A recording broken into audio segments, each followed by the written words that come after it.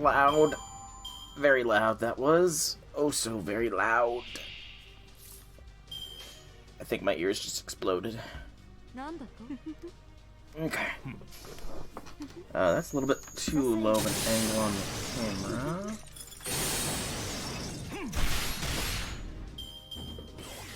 There we go, a little bit better lighting. I definitely need to get some better lighting down here. Do I have audio? Some better lighting down.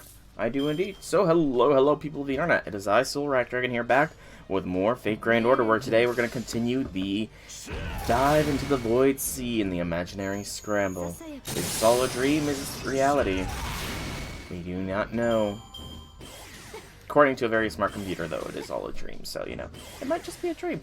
Let's not lose you here, Shang-Yu. But I'm just doing some, or rather, resuming a quest that I started earlier today with regards to farming. So I'm going to do this real quick, and then we will get on with a little bit of exploration, a little bit of story, Stanley. You have to follow the story, Stanley. Story is important. I do think I just need to get 135,000 points total to clear at least the main portion of the story here. I'm not gonna... I don't know how long the epilogue actually is. If it's a super long epilogue, then probably we'll have to do that Monday, along with the rest of the clearing, because I very much doubt I have the mats necessary to fully clear out every map, the third and fourth map at this rate. Very much doubt that I have the mats required, but I could be wrong. Would not be the first time I was wrong. Would not be the first, but there we go. Nice overkill. No kill quite like it. But I'll showcase my current mats. I did off stream, because I forgot to do it last stream, max limit break the event damage CE, since I did have the stuff to do so, as well as buy a little bit more from the shop, just because I did get the one as a drop way early on in the stream. I'm pretty sure that part actually was on stream, so that was known. So yeah, I've got max limit broken on Shang-Yu here. Is he the most effective? Heck if I know, but he certainly is useful. Alright, so let's backtrack to the third zone, but first, real quick stop in the shop. I'm curious, how much... I'm like halfway through this? Not even halfway through the total amount of Void survey points there is. So that's honestly a little disheartening. But yeah, the shop is nearly done, so that's nice. But yeah, let's go ahead and continue exploring this. So it occurred to me that the lambda scanning is probably, like, the potential to be the most efficient. Because I just got 9 there. And depending on where I go, like if I go here, so I can just, like, go down in lines like this. It's pretty cool. Hey, look at that. Stuff. Searching stuff. I like the searching stuff. The searching stuff is good. Now, there is only a certain point after which it's not really viable to use anymore, but that's still a very effective clear. Fins and survey points. Okay. Oh, what did I press? I pressed me. We'll go here next.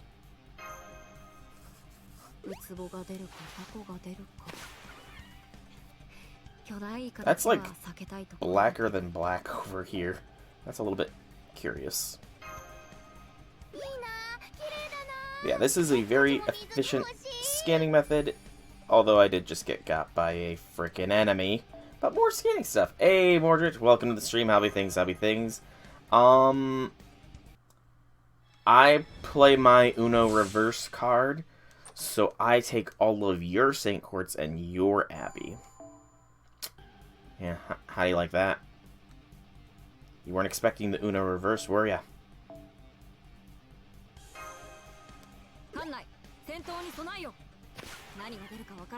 You won't do that. You wouldn't dare.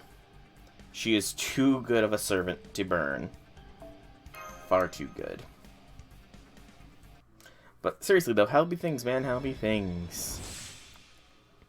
Ooh, got a decent pop out of the neck there. Points and golden foe. Woo! Golden.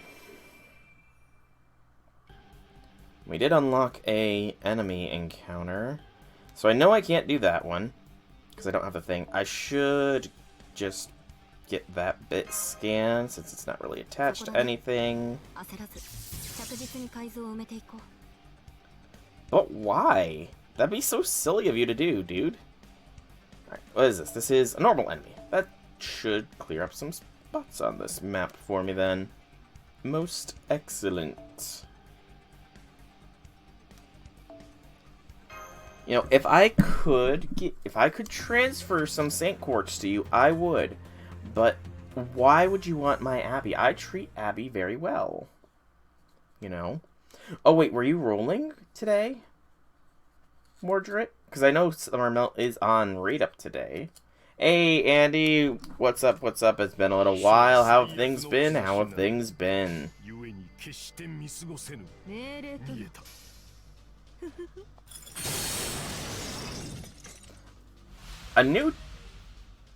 The old one just not working out too well for you or something?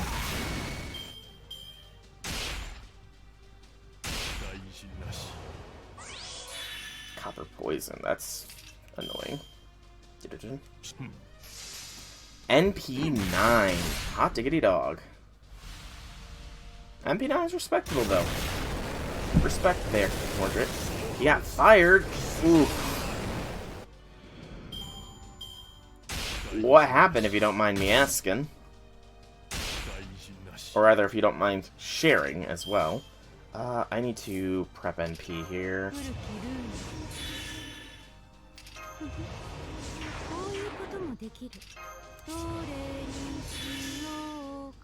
Well, I mean, the stream just started, so there's plenty of time.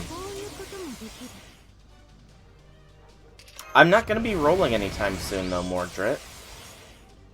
I, have no reason to really do any rolls right now. So, I mean, I guess I can take your luck. If you really want.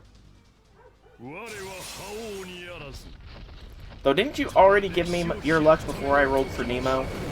Or not Nemo, but Van Gogh? I think you did.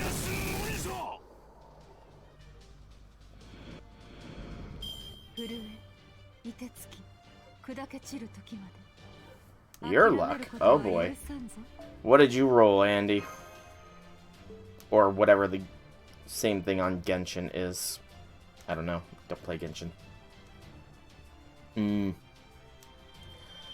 Points and spirit roots. And 4 reveal. Yeah, that's not as big of a reveal as I would have liked to see, but it is what it is. Okay, this is now a littered mess, and it is a little bit annoying to just see it all so messy with so many just random spaces. Wow, that was kind of not too lucky. That really wasn't that lucky of a thing there. That one spot's gonna annoy me. Okay. I think I've reached the well, Lambda Scan be good there. A Lambda Scan there will actually be very effective. But I'm running out of the areas where the Lambda Scans will be effective. I still have not revealed that enemy! What the heck? Ugh. Let me think. Let's see, that scan will be a 5er. I think that's worth Lambda scanning.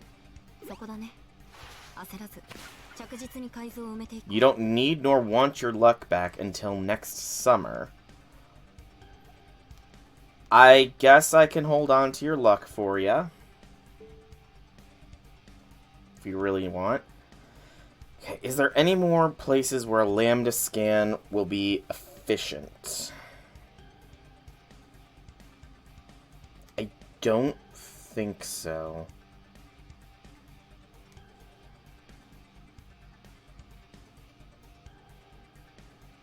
I need to get some reveals, though. Okay. So I know I can't take on that one. I'd really like to reveal this one, so... Let's try this scan.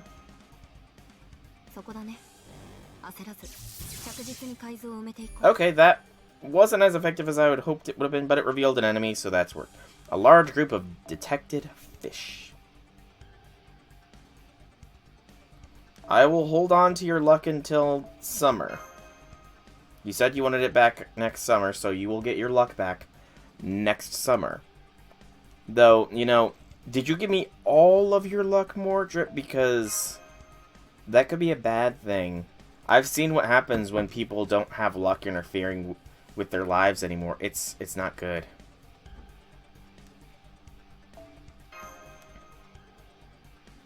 It's not pretty. Can I get... Why? Go like this. It's fine. Just give me a Scotty. Somebody call 911. I need a Scotty. Scotty's fire burning on the dance floor. I don't know. I'm weird. I'm lame. I'm a lame-o. Lambda is suggested here, but I think I'll be fine. You take bad luck over your luck. Interesting.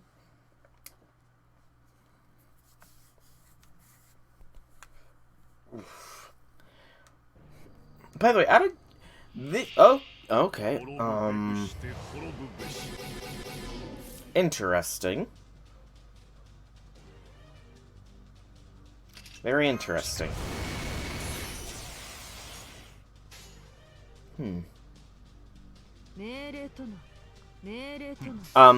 Anyways, as I was about to say, I don't suppose either of you two know too much about plants, do you? Oh, wow, that's actually a very heavy hit.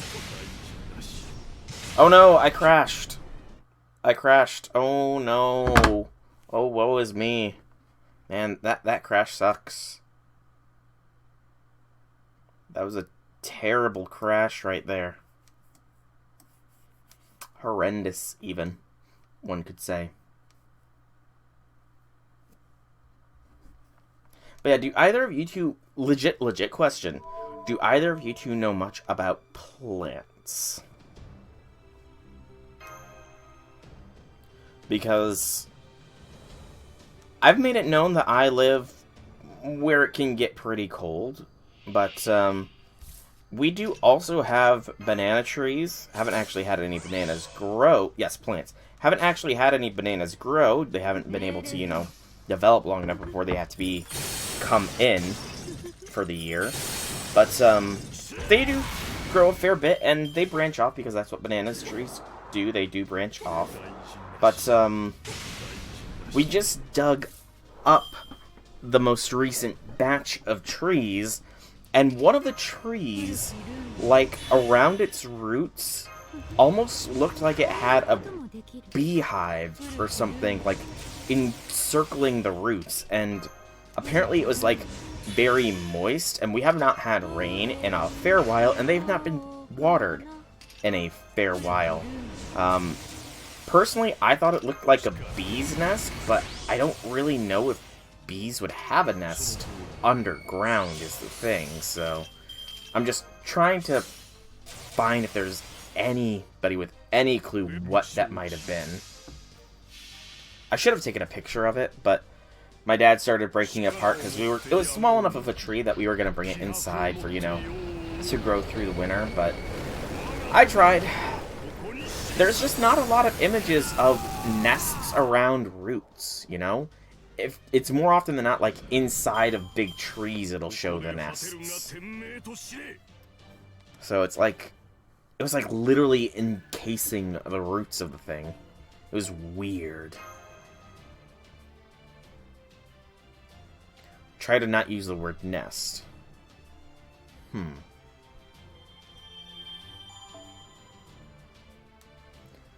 Describe what it does. Okay, I mean, that is actually fair. describing what it looked like might be a little bit better than just... Okay, yeah, I might have to give that a shot then. Very solid advice there, Mordred. Thank you for that.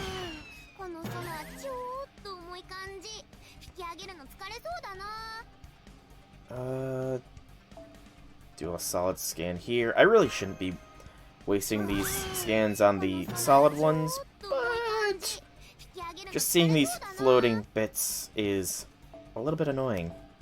I'm not gonna lie. A little bit annoying. There's the spot. What is it? Is it a powerful enemy? It is not. Thank goodness. So, show me a Scotty. There's Infamy. And run with it.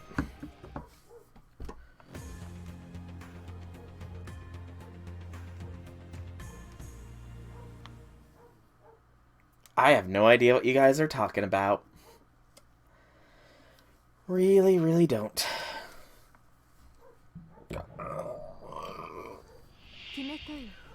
Excuse me. To be fair though, I don't think my phone could run Genshin. So I have a reason for why I don't really get what you guys are talking about. I've got a real oldie phone. It depends if you need... Do you need Windows 10 to run Genshin is the question, because my PC is Windows 10. Or my PC is Windows 7.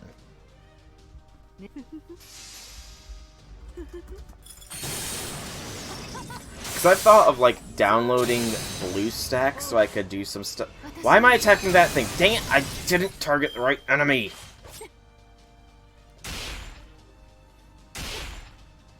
I wasn't paying attention. Gosh darn it.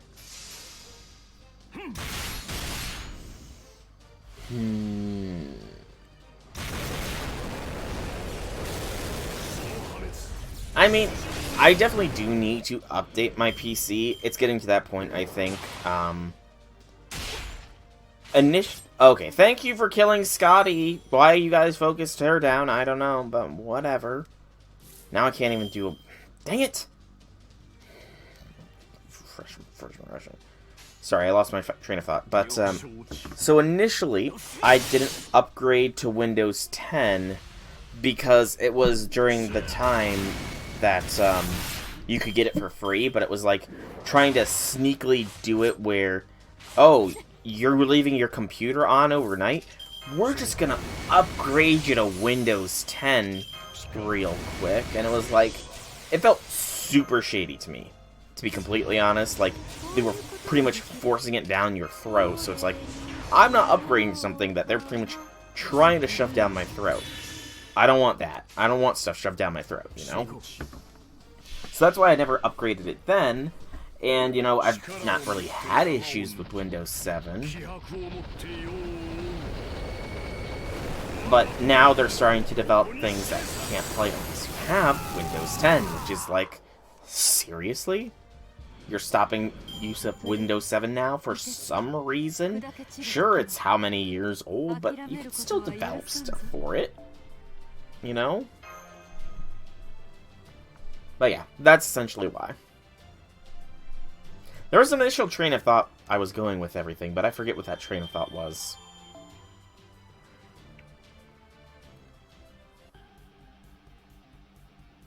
Wow, I revealed one spot. I think I've got enough points that I can blaze through the remainder of the story at this point. Yeah, I've got 100... No, I don't. I'm like 2,000 points short. I don't know. Should I explore more of the 4th region here? I mean, the 4th region is fairly small in comparison.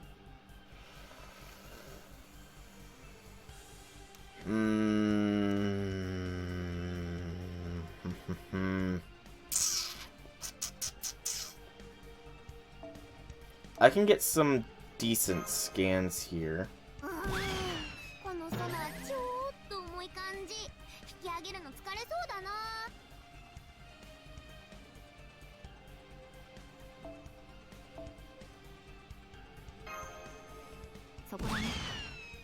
You can get the treasure, just scan them, and then you'll have enough.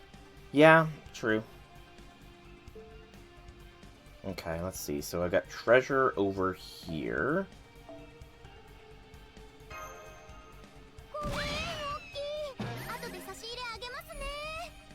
Yarg, treasure matey.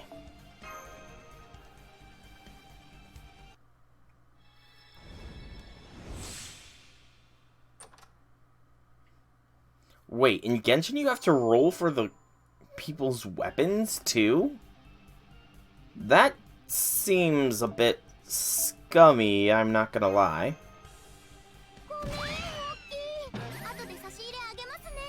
Oh wow, double.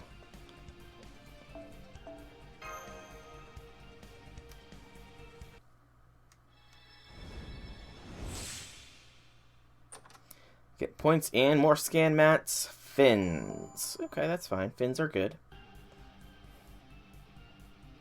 And then this one is more scanning mat. It didn't even have a pity on the weapon banner. Good gracious. Excuse me.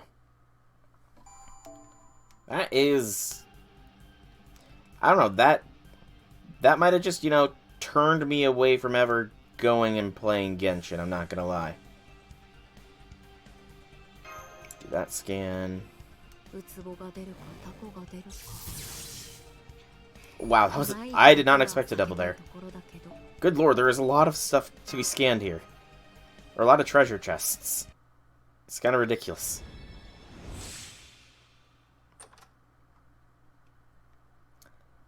Teeth.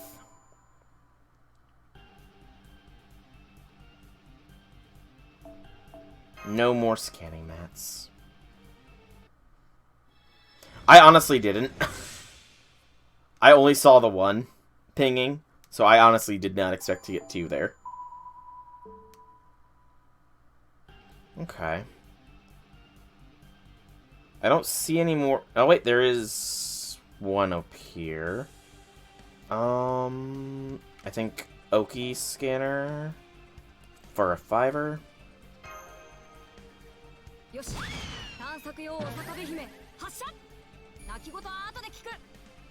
I've got to be getting close to running through all of this stuff. In Genshin, you basically have a soft and a hard pity. Okay.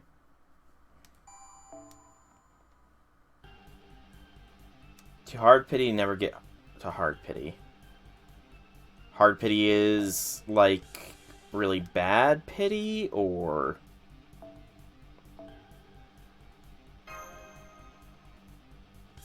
Okay, after 90 rolls. I'm trying to think, how does that compare with what we'll eventually get in FGO? Oh, hello.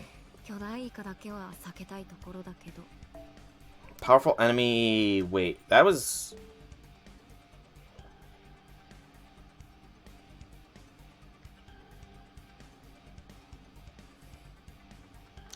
How am I supposed to do this? There's 3 things on this guy.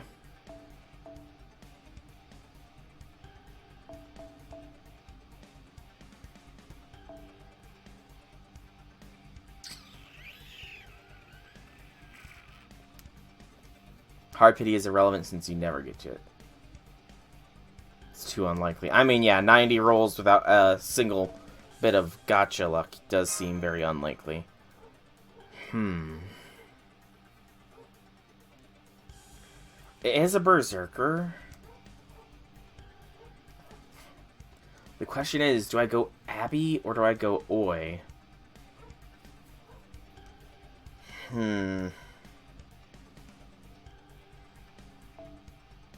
Abby, you think? Okay, so I need a meme master. I need a meme master in the house. Is there a meme master in the house? I need the memelin. It's single target? Okay.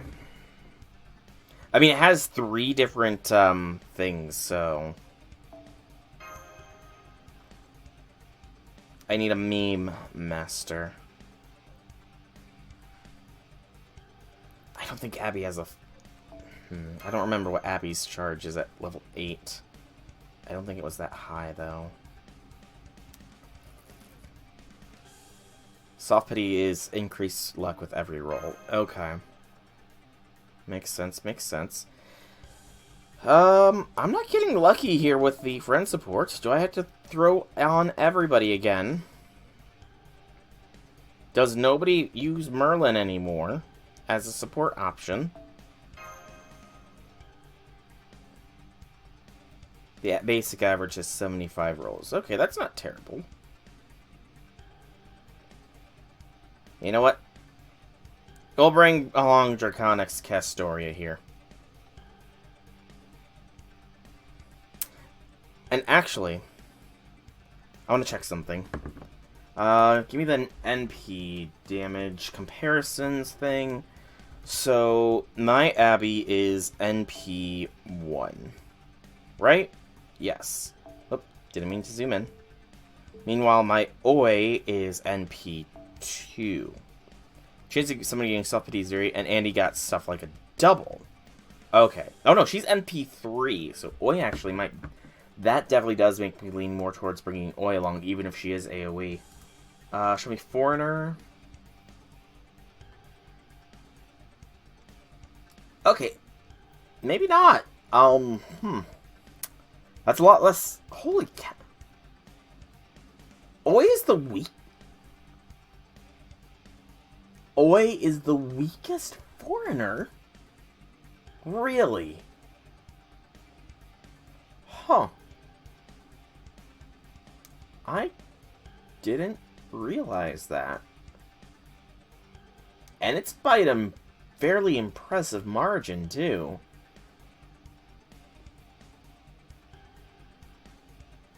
Okay, I guess I'm bringing Abby, then.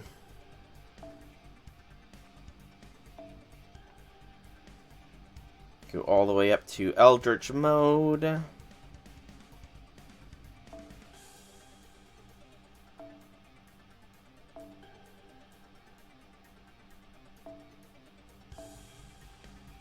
There we go. Abby's embraced the Eldritch, and we'll switch in the Meme Master for this one.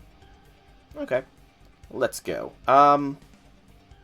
Okay, I only have Osaka Beheme, so... Buster Effectiveness. And an Evasion for a turn. Okay, let's do this. See what we're up against. It was like... I didn't even recognize some of those symbols. Epsilon, Beta... I don't think that's Lambda, as far as the symbol, because Lambda's the other way around.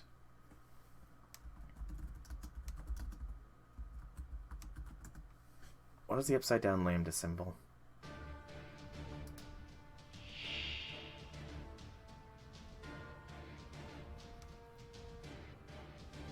Mordred. This is not single enemy.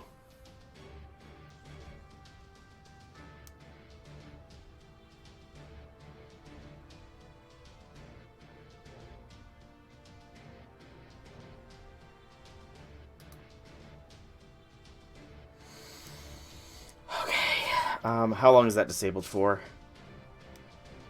Buster resistance. Okay, that's Gamma. Okay, well, that answers that.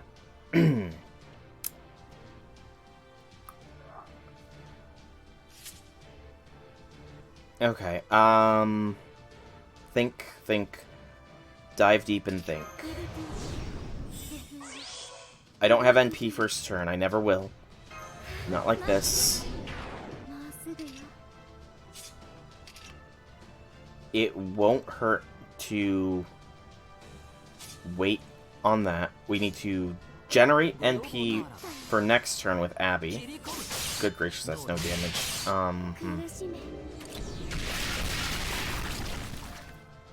Alright, so Abby has NP.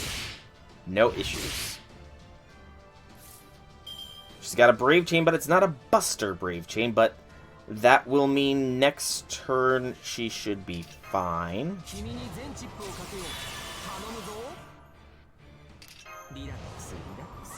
Yep, I know. That's the plan. To NP is not the question. Because it is the answer. Alright. So... Do I cast Storia is a question, though.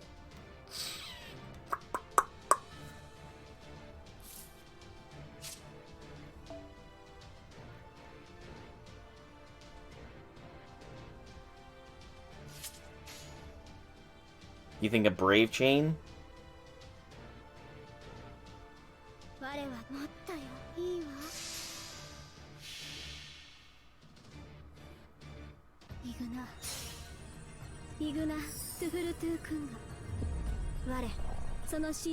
What I mainly need is Abby to get some Buster blasting here. Because I think that the Buster effectiveness is only negated for another couple turns here. That was still actually very effective hitting. Ow. And we got double terror. It is terror time again. They've got you running through the night. Alright, let me think here. I think I do Buster quick and then Memelan here. Because I have Merlin's invincibility next turn. I need to eliminate this other fleet is the thing. There's a crit.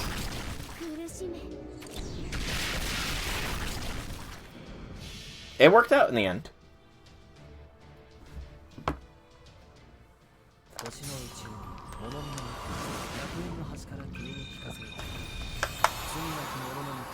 Because of crit power. Okay. Throw up the Meme Master's invincibility. Get us an extra turn here. Do a Buster Brave Chain.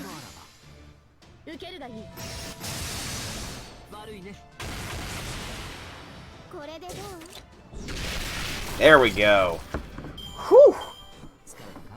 That was actually kind of close, I feel.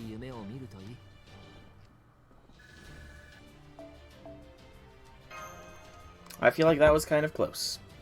But we got it in the end.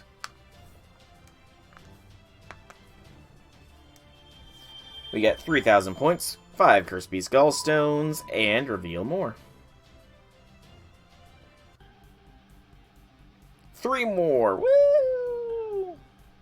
Alright, let's do Oku. Or Osaku Bihime, rather. Finally reveal that node.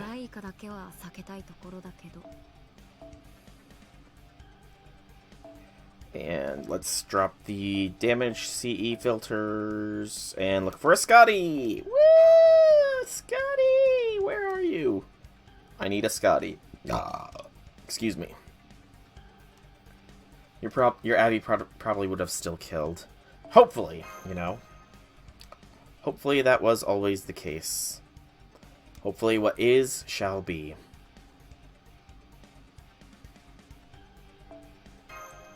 Come on, game. Give me a Scotty. There we go. Not a friend Scotty, but I don't care at this point. First, though, Abby, you are dropping out of combat mode. Exit combat mode.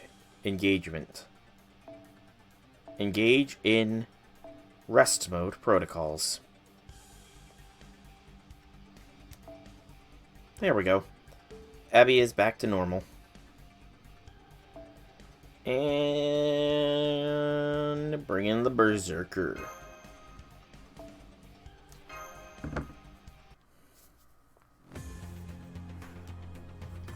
By the way, have you ended up clearing out whatever the epilogue was out of curiosity, Mordred? Because I'm pretty sure that dropped the other day. Do you have the epilogue cleared?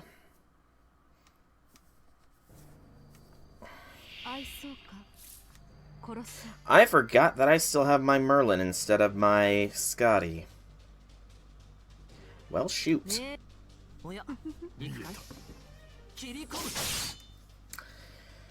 Note to self, switch back in Scotty over the Meme Master.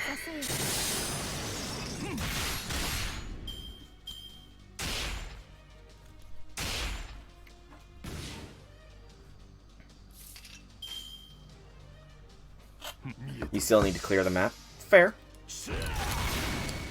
Very fair. I kind of feel like I'm going to need to do a Monday stream as well. Maybe even a Sunday if I'm going to be doing Wednesday as God of War.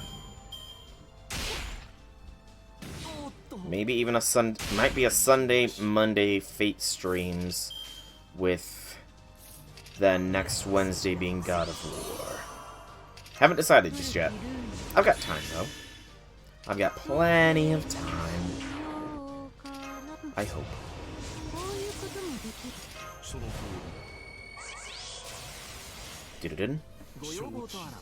And there should be this one cleared.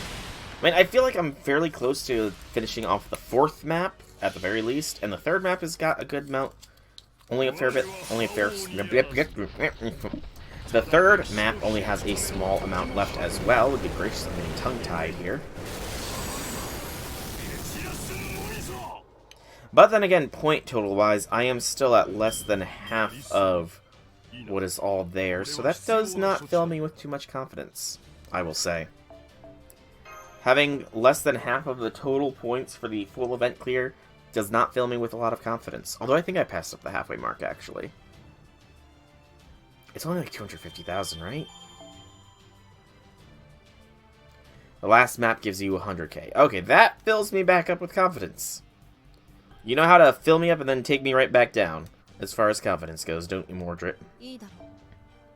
It is 300,000. Yeah, I'm barely at halfway. Okay, this will be a good clear.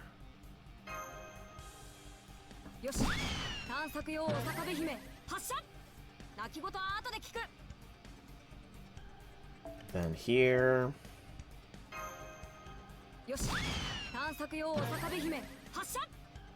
Yeah, like this 3rd map, this 3rd region is nearly done. So very close. I can almost taste the completion.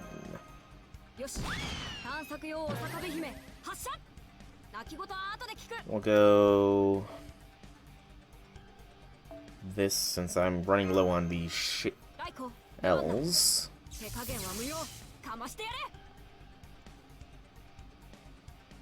The random little single pings are going to be the annoying ones that I might wait until later to do.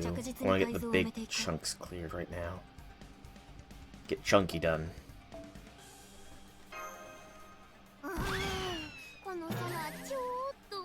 Oh, hello. Another guy. What are we dealing with? Just a normal thing. That's good. Just a normal thing is good. Alright, and bring my Scotty back. Thank you. Let's go. Launch. You're on 289,000 points since you agreed to take your luck. Yeah, I will hold on to your luck until summer. Yep. Your luck shall be held upon until summer, at which point I will gift it back to you.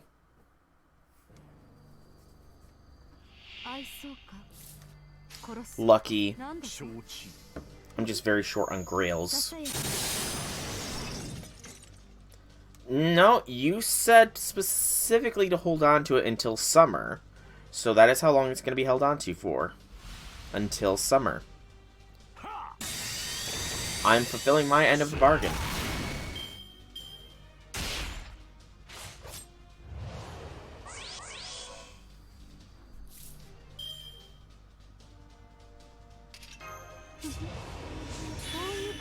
So it's an either-or situation, so I'm going to go with the or. So summer or if you don't want it back. So I'm going to go with the summer. Sorry, GameStop. I'm in the middle of a stream right now. Cannot talk. And that killed the audio. There we go. They were probably just calling me about God of War Ragnarok.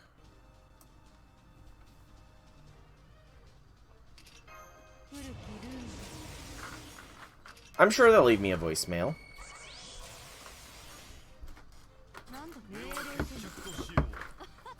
I mean, I literally have no idea what else they would be calling me about.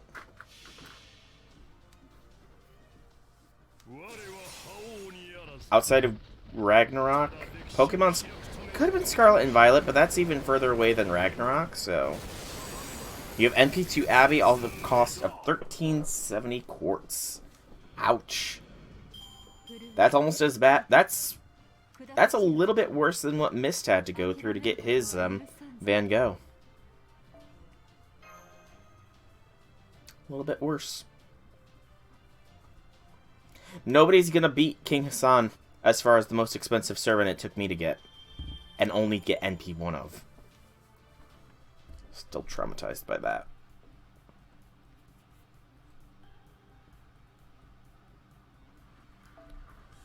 Dang Jackie. Spooking me like that.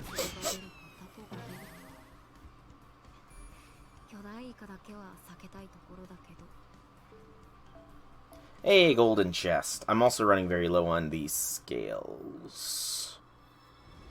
Until you spent $16.79 on Abby. Hot diggity dog. That's a lot. That is a fair chunk of spending. Hey, we get the Vajra that annihilates desire code. Crit strength by 10 and defense ignoring state on the engraved card. Ritualistic tool made from the bones of enlightened sages. The ends of the Vajra do not diverge from its representation of the true nature of all things, and means bravery or crushing destruction. Okay. That honestly might go on Melt. Okay, I have 8 more scans with Osaka Behime. And then it's pretty much got to be Raikou only. He spent 1,800 on Sitanai. That is a fair chunk. No lies.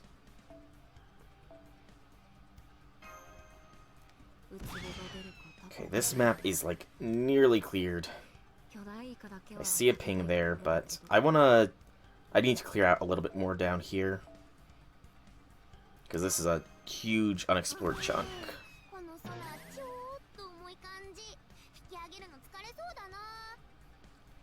And then...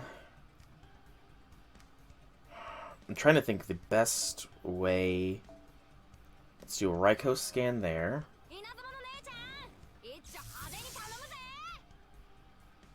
Still did not reveal the spot to do combat. Raikou's... Nope, not Lambda scan. A Raikou scan there. So I can get underneath.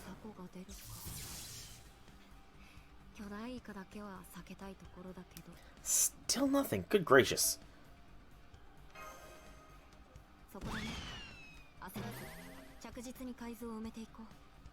You have got to be kidding me. It's in one of... Oh my goodness. That's annoying.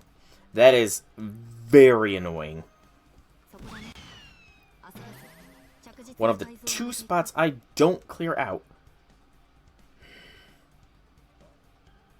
Okay, it's just like lots of little fragments at this point here. So do Osaka there.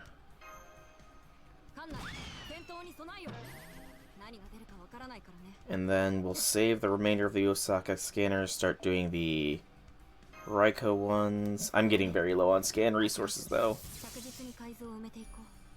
More scan resources? No. Darn. But I will at least almost have the full 3rd region clear here.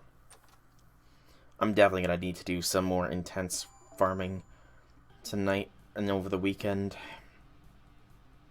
Okay, that scan there.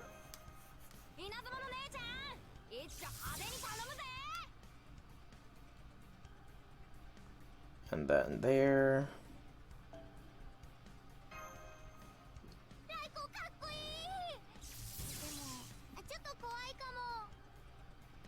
So I don't believe I can take on this enemy ship just yet. Let me just verify real quick. Yes, I do not have whoever is the key for that ship. I'm close, though. I feel like I can get away with this scan like so. I don't think it extends all the way to the back end. If it does, that's going to annoy me to all heck. It does not. Excellent. So I can get the single scan here. Pretty much at just cleanup of this map at this point. Because those two will be cleared by the thing. This one here. Welcome back, Mordred. Welcome back. I'm just deciding I'm going to clear up as much of this map as I can. Which is going to be pretty much all except for the big enemies, it looks like. So 1, 2, 3, 4, 5 scans left to clear out all but the enemies. And then the third map will be cleared, which will be nice. It'll be running me very low / almost out of resources, but that's fine. I've got more days I can spend farming resources, because I still have to clear out the shop too, you know? The shop is still need clearing.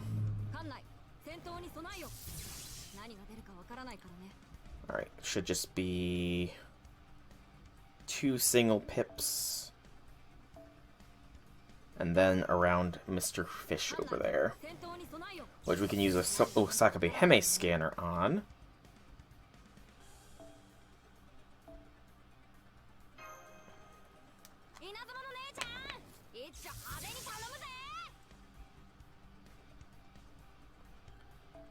Theoretically, this would get everything, but I don't think it will.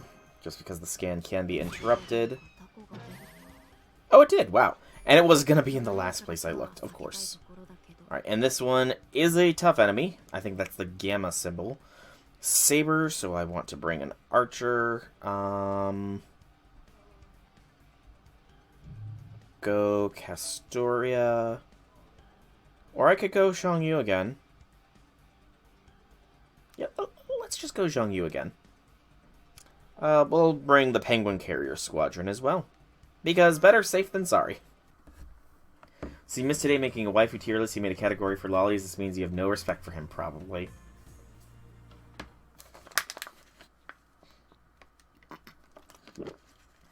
I mean, very theoretically, I could make that same kind of tier list as well. Oh, shorts. Spriggan.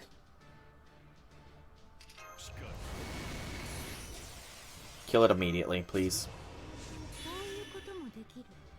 What, for making a tier list? I'm not saying I would put them in a tier on their own. You just not like tier lists or something? I said I could, is the keyword there.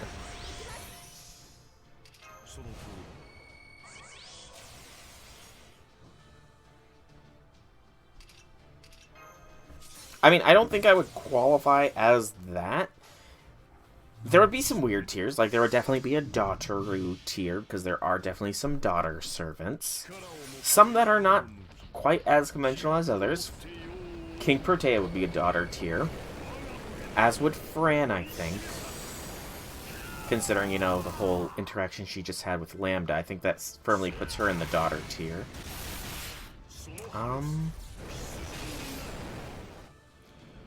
There would be the don't touch with a 20-foot pole tier.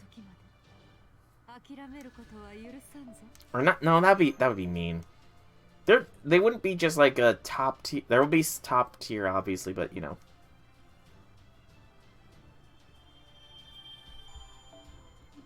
You get what I mean, but this is still what you dislike. Okay. I'm interested now. Why do you dislike that sort of thing? Out of curiosity. I think I've got enough for one scan, which is kind of hilarious. I think that's going to be the most effective scan I can get. We've done a lot of clearing of the maps here. The third region is nearly done, just hiding behind one big enemy, and then the third region's done. Second region has been done for a while. First region was done for a long while. The fourth region, though, well, that's still gotta. It's close. You know, it's relatively close. I feel like I might have found all of the enemies, though, which is cool. So, since I have possibly found all the enemies, let's just, you know, take them all out. It's not gonna harm them. Oh, it will harm them, but it won't harm me, is the thing. Won't hurt me to take them down.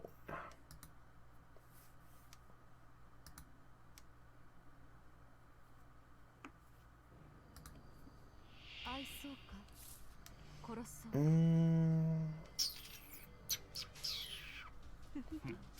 that should be fine.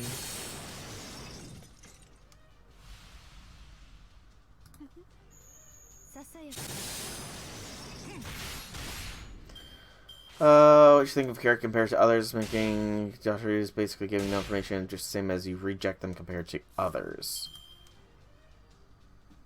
Okay, what if... So, obviously, okay, I get where you're coming from with that. Oof. So having legitimate reason... What about having legitimate reasons for putting them in, like, a daughter tier? Out of curiosity.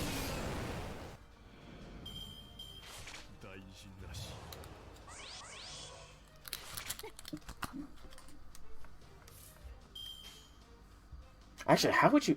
I'm actually curious, ranking all the servants in Chaldea. Like, put all the servants of Chaldea on, like, a family tree tier list.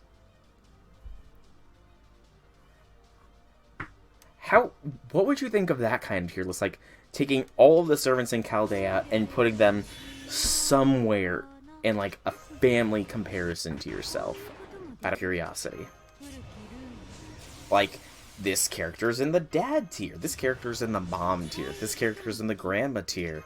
This character is in the...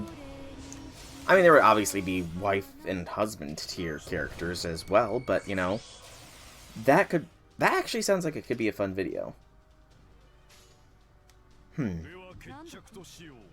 I might have an idea of something I can do. Very possible. But the bigger thing is would I want to do it now? Or would I want to wait until, like, the next big release, which would probably be, what, the next Lost Belt, I'd say?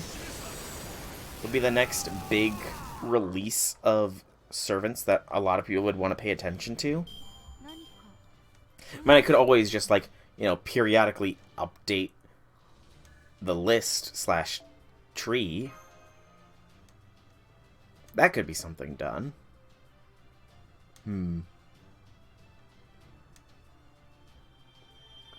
It's thought processes.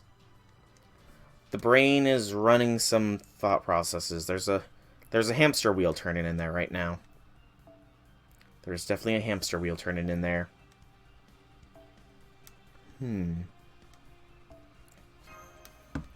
So I'm trying to think. I mean, I'd have to... So all the servants would need to be in specific things. But some servants can't really be generalized. And you would want to not just make some meme tiers.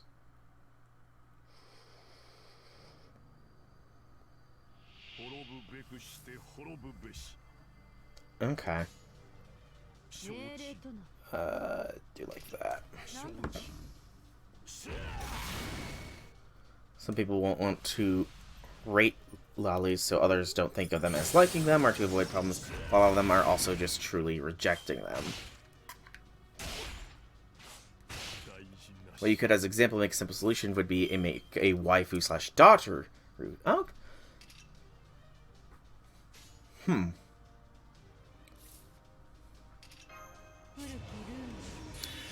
So, in other words, like, rate all the female servants, like, where they would land on the daughter scale, and then all of them onto where they would land on the waifu scale as well. That'd be an interesting twist on the things as well.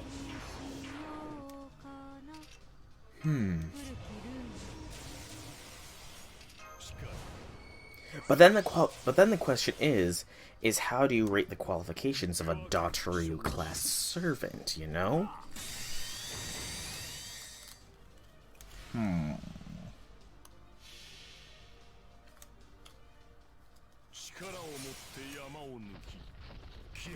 True, it'd be up to you.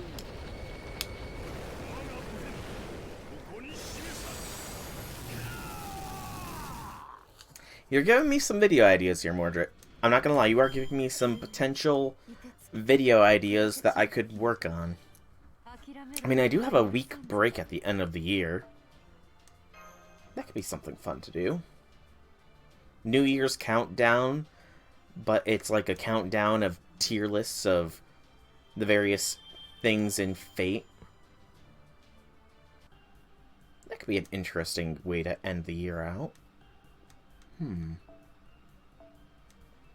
My brain is ticking. And who knows, maybe it will actually motivate me into learning all that I can on the Servantverse lore and making a comprehensive video on the lore of the Servantverse, because that is a freaking mess.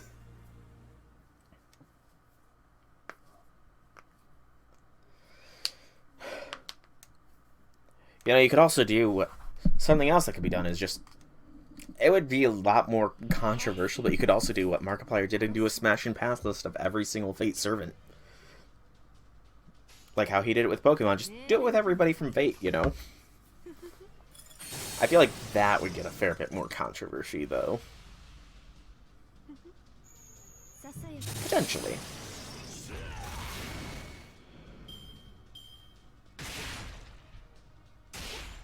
True. Very, very true. Doo-doo-doo.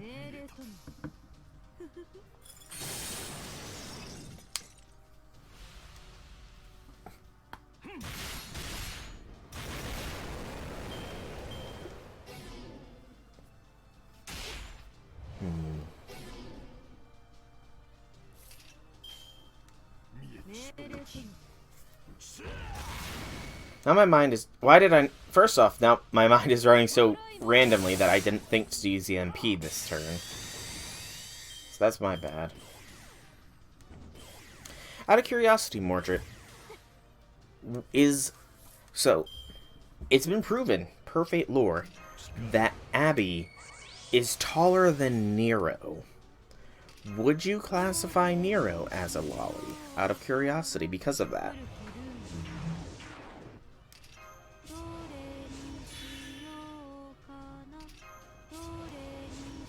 They're not true to yourself, so you see it as worthless. Okay. Yeah. Umu is, canonically, shorter than Abby, though. So it's like, you know... Why wouldn't she, then? And that could be an argument for people that are, like, against thinking that way about Abby, because, you know... Well, what is it? Is it... Because, I mean, she's clearly taller than Nero. I mean, and then there's the people that call Melt one, just because her height without her legs, but, you know... I'm pretty sure most servants' heights without their legs is a lot shorter than people would think. Alright, one last one of these, and then we can finally proceed with the story, Stanley.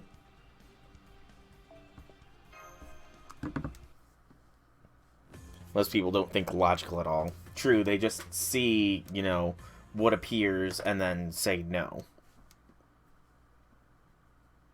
They have a worldview and try to force it onto them. Mm-hmm. Yeah.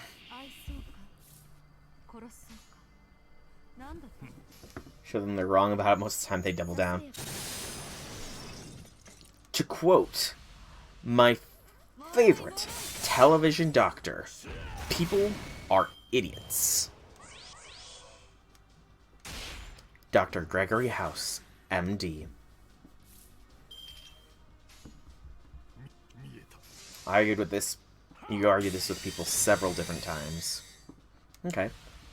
I'm glad that we're not actually arguing about this and we're actually having an actual discussion, you know, with regards to this. I'm glad we're having an actual discussion here with regards to this. Rather than just arguing.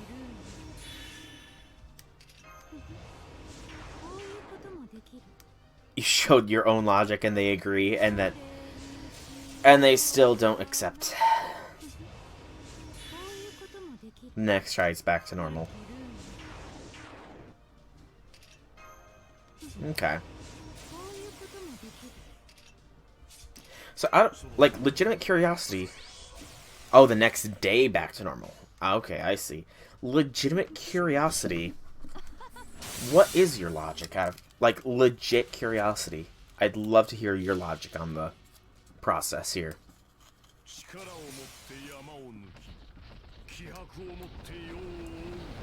You basically have them on your side for one conversation, and then they just keep their worldview. Yeah.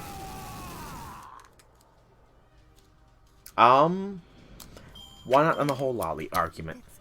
I'd love to hear your side of the conversation with regards to that. Because honestly, I don't really have a stance on it, I guess. Yeah, I really don't have a stance on it. You know?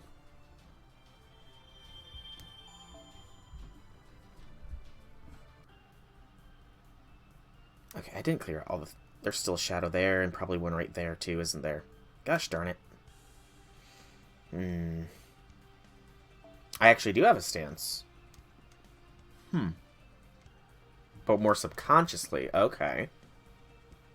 Okay. Well, I'm not gonna read aloud your psychological analysis of me right away, just because there is a proper story, so I might have to read things here. But I will read it and read out loud what I see. But for now, I need to think. So, foreigner. That is... Moon Cancer, right? Moon Cancer beats foreigner, right? No, it's alter ego. Good gracious! What am I doing? I remember now. I came into this with double... No, it wasn't even double Scotty Melt, because Scotty wasn't out that. I don't even remember what I came into this with Melt. It might have been a double waiver Melt against Abby. And I rinsed. So, yeah, let's, no event bonus damage here, but, you know, I gotta go with it. Gotta go with her. She is strong. And then... swap Sumanai with Wava. And let's see how this goes. I could bring in Summer BB for a total lockdown.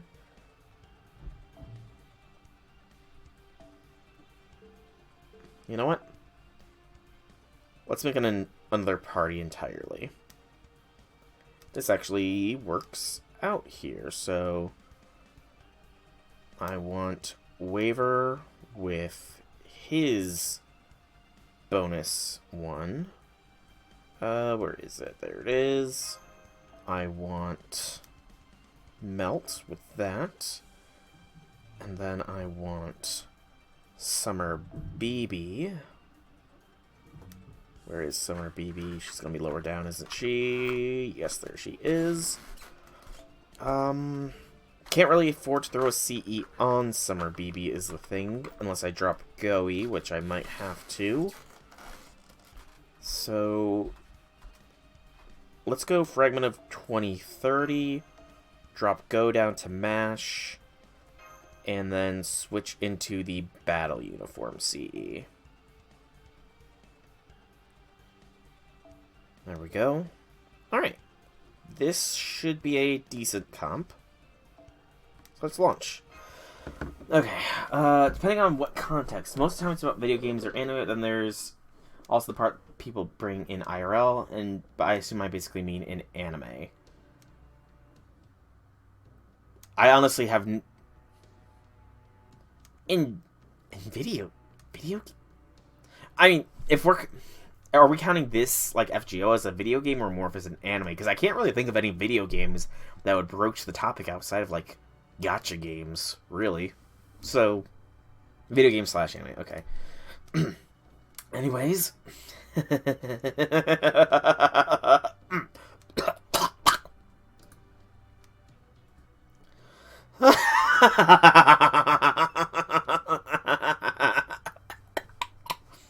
Can only laugh for so long. Well, guess the cat's out of the bag now. That's right, it's me, the invincible swimsuit swordmaster, painter, and fairy, Katsushika Hokusai.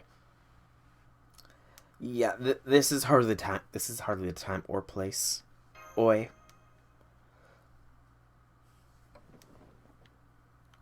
God, just forget you saw that, alright?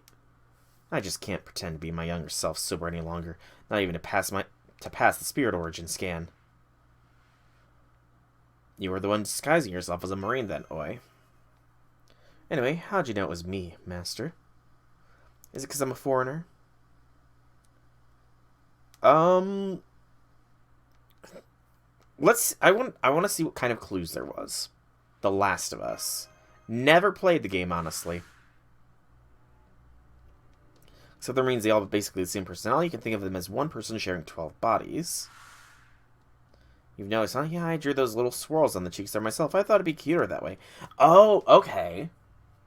So, a want to be independent. Okay, so I missed that clue there. I guess looking back in context, that is definitely a clue. 12 Marines, and they should share the same personality. There shouldn't be one wanting to be individual. Besides, it's more fun having one that's not exactly like anyone else's, you know?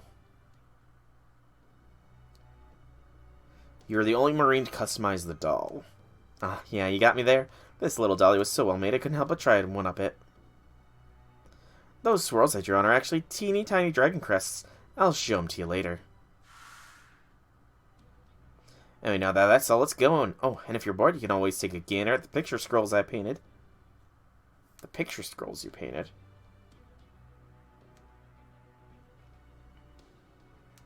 The scrolls you painted under your own name. We never actually got to see these picture scrolls, though. Oh, I've seen that one in the database, too. It's called Kanu Kapizu, or Operating on Guan Yu's Arm, and it's one of the few known paintings by Katsushika Oi that still exists today. Okay, I'm actually curious. What is this painting? Kanu Kapizu. Okay, searching that up does not give me what I want. Operating on Guan Yu's arm. That actually gives me a search result. Images?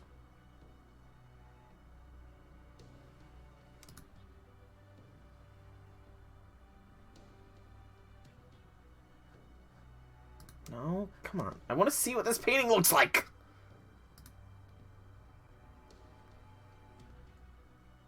Okay. Huh. That's an interesting piece. So an actual operation is being done on somebody's arms as they play a game and are being served food. And there are people flinching. Everybody's flinching away from it except for the person's... An interesting piece. That's interesting looking. It captures a lot of different things in one image.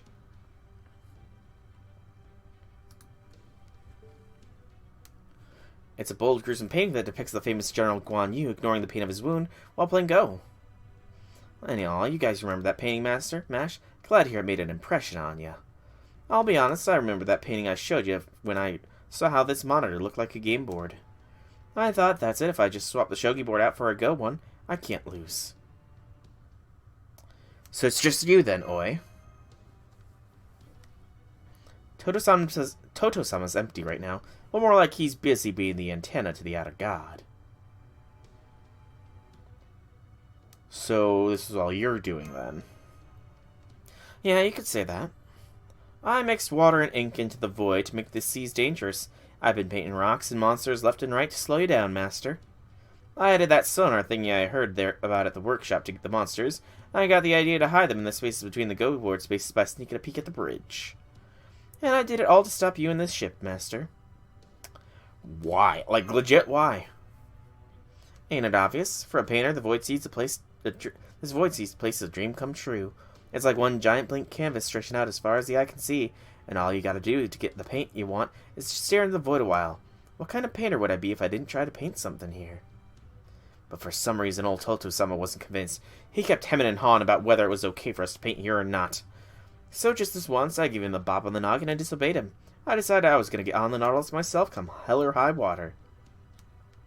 That was how he ended up like this, and I've been doing my own thing ever since. No, I don't buy it. You might be a genius painter, but you don't have any skill that would let you disguise yourself as a Nemo Marine. Oh, that? I got something of a metaphysical critical. When I use item construction, it'll let me pass. I got something of a metaphysical critical when I used an... Okay, so she used item construction to make something that just was a critical hit and let her pass by the ship's scans. Okay. I also lucked out when the Spirit Origin ended up fighting for dominance with my saber Oi one, since that knocked out my vital signs. That made stowing away a piece of cake. You've got to be kidding me. Yeah. What can you do about crits? Nothing. Excuse me, can I just say one thing, please? It's a pleasure to properly meet you, Lady Kachusika Hokusai. My name's Yang Yuhan, though I'm historically known as Yang Guai-Fai. I'm also a foreigner, just like you are. Yeah, I know, and damn if you ain't more of a beauty than I'd heard. I'd love to paint your portrait sometime. So what's a nation-running princess like you want to say to a humble painter like me? Have you really sworn loyalty to the outer god?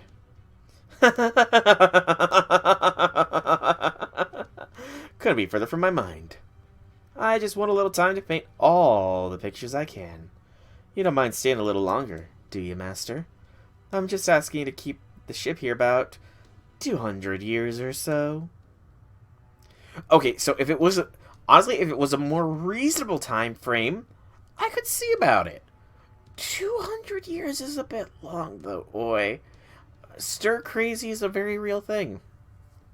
That way I won't have to stick any more beasties on you or threaten you with cannons or anything like that. You can all just hang out, relax, and enjoy yourselves. How's that sound? Not that great. That's so. In that case... Master, I think this is exactly what I was summoned for. All you have to do is give the order. Stop, oi. Mingabalai, understood. I'll do whatever it takes to subdue her. Hang in there, Goey. Yeah, except you're not really gonna be the one, You're not gonna be the one doing that, is the thing. Sorry, you, but I've got somebody that's got a little bit more oomph. Okay, so it is a break bar fight. And what did I just get hit with?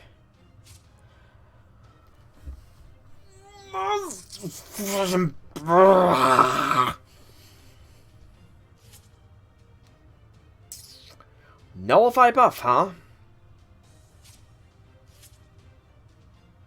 That slows me down considerably here.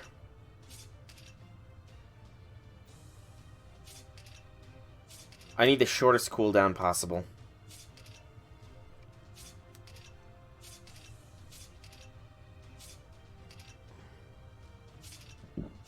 Okay.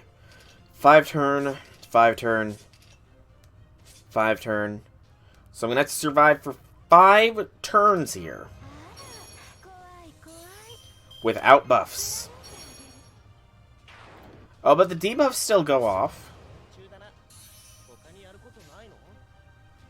Especially with that attack buff, because that attack buff is too clutch.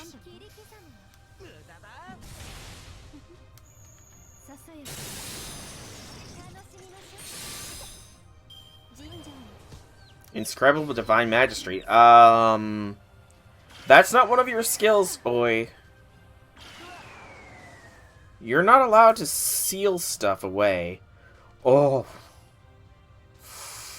Oh, this is too good of an opportunity to pass up.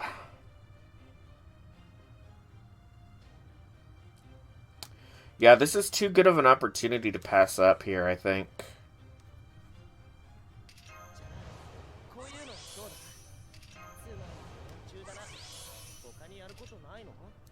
I am honestly curious as to how this is going to interact.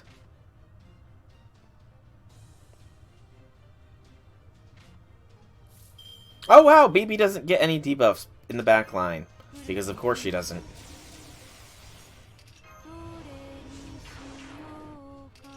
Faceless Moon. Can I get some instant crit stars, please? No. Okay.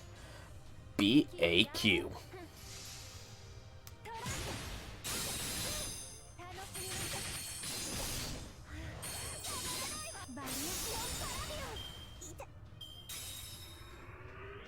Scattering Rationale. Oi, why are you being so mean? Removing my buffs.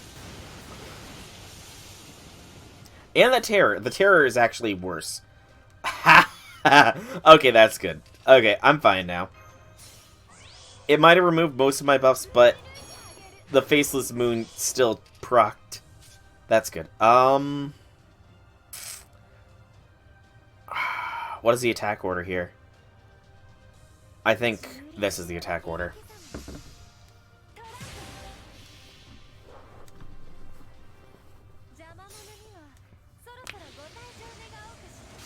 Okay, we're done.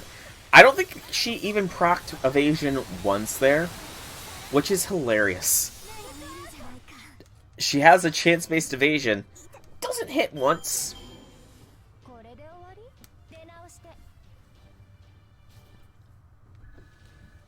Easy fight.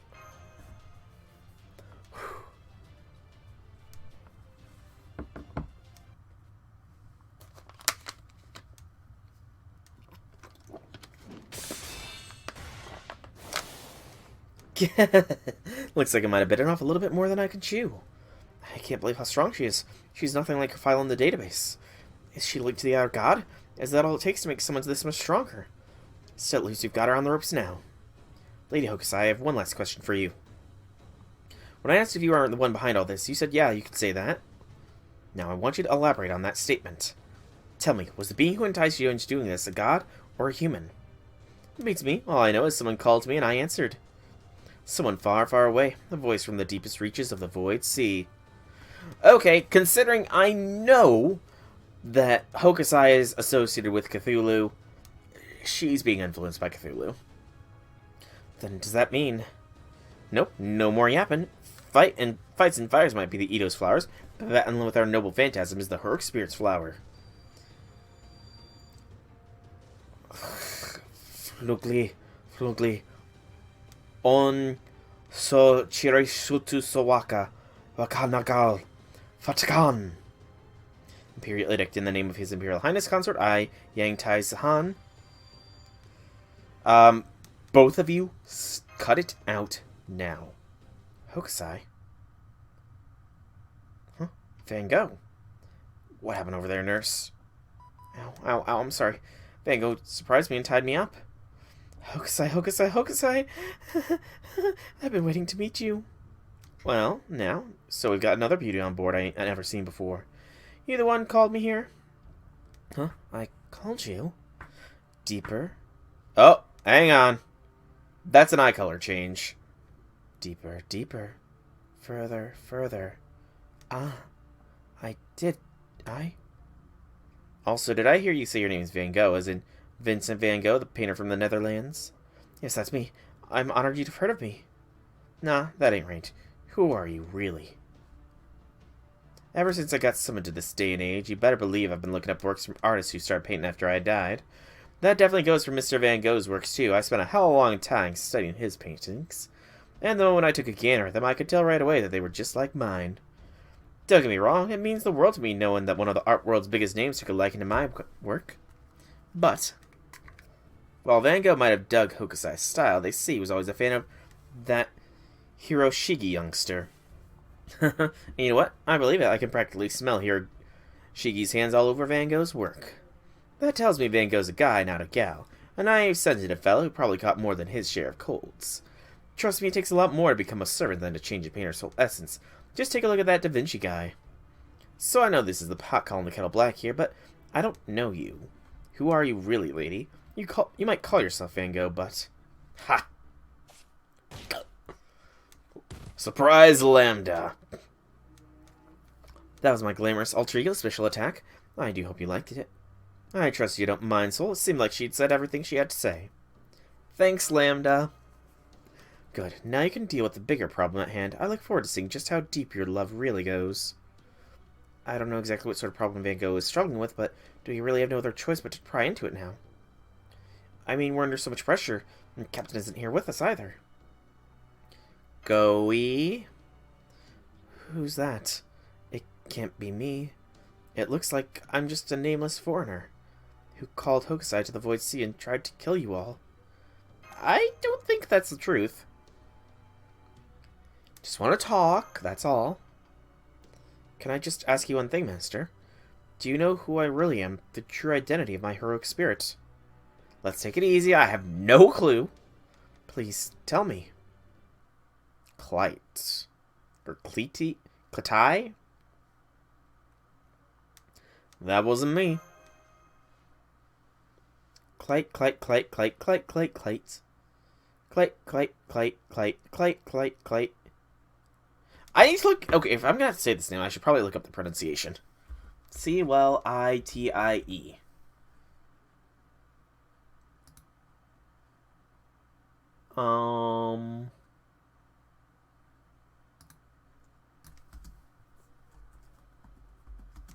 Pronunciation. Clitty. Okay. Let's not...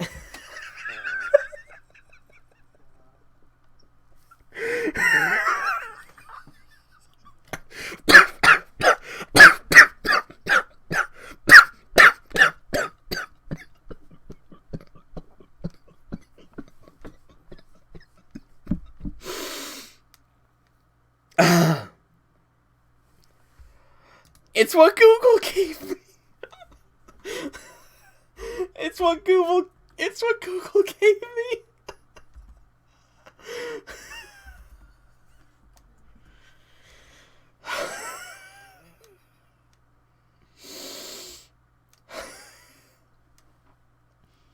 It's Clyte. You know what? I'm going with Clyte. I'm going with Clyte here. I'm going with Clyte. Aren't we all, Mordred? Aren't we all? They're all glitching. Come on, guys, cut it out. There's a reason Captain's been keeping that to himself. Clyte. Clyte. Right. I remember now. That name was tucked away deep inside the knowledge I received from the throne. I see. It's the perfect name for me.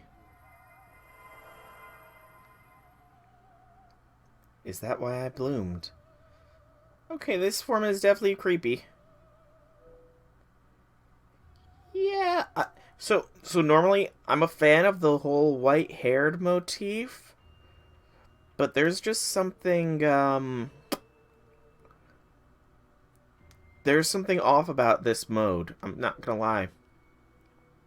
Though you know, Master, even after hearing that name, I still can't help but think of myself as Van Gogh.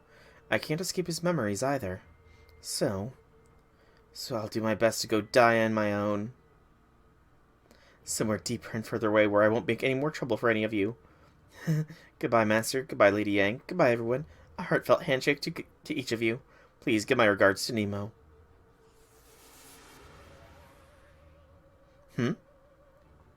This can't be happening. Go away. Why? This is terrible. Why do things never seem to go our way?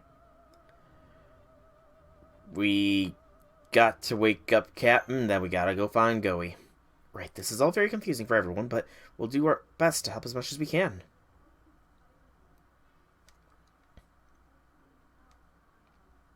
Okay. So, definitely not gonna try and different pronunciations of that name. It's Clyte now. She will always be Clyte in my Chaldea. Always. Final section here. I'm really sorry, everyone. I guess the memory partition logic still has some bugs. I'll ask Sion to refine it as soon as we get back to the Wandering Sea. Of course, that doesn't change the fact that I put all of you in danger. And on top of that, now Van Gogh's up and disappeared. I can't tell you how sorry I am. I don't think I'll ever be able to make amends for this mess. It's okay. You didn't do anything wrong, Nemo. It was just a glitch in the Matrix. Thank you, Soul. Alright, getting back on track, we need to prepare for the final phase of this operation. Let's start by assessing our current situation. Right, first the Nemo Marines that were behaving erratically are still operating, albeit with their personalities temporarily suspended. The rest of the Nemo series are still functioning as usual, though their opinion on what we should do next remains divided. That's largely because I'm still conflicted about this whole thing myself. I won't ever let my thoughts shut down like that again, though. Sounds like your mind's just about made up. Hokasai's in the slammer, but she looks sane. Indeed, Toto-sama has woken up too, though he claims he doesn't remember anything. Maybe so, but that doesn't mean we can let her out. There's no telling when she might start acting up again. Professor and I examined her spirit origin graph, and it seems her skills were illegally modified. Father-daughter bond, the skill she uses to fight off the evil god's influence, was temporarily weakened, and in exchange her item construction skill was significantly enhanced. Disturbing though it may be, if this is the method the evil god used to influence her, then it is well within our means to counteract. I've already equipped her with a mystic code that should neutralize the weakening effects. Now all we can do is wait and see what happens next. Fortunately, she has been quite cooperative since her capture, so for the time being, she should no longer be of concern. Just have to figure out what to do about Goey. Right, we searched the entire ship top to bottom, but we haven't found her anywhere. There's no trace of her in our system logs either. It's like she completely disappeared. Show to a minute, are we really not going to talk about how she wasn't actually Vincent Van Gogh in the first place? For that matter, who is this Clyte person anyway? I'm sorry, I think there were a lot of gaps in the knowledge I received from the throne. Clyte's a figure from Greek mythology. She's not very well known, so it's no surprise you might not have heard of her.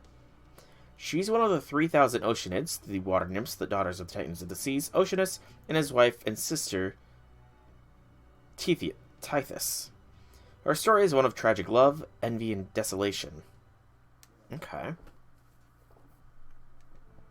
Long, long ago, Apollo, god of the sun and arts, had fallen deeply in love yet again, this time with a human. Her name was Leucothoe. As the daughter of Orcamus, king of Persia, she was one of the most beautiful women in the world.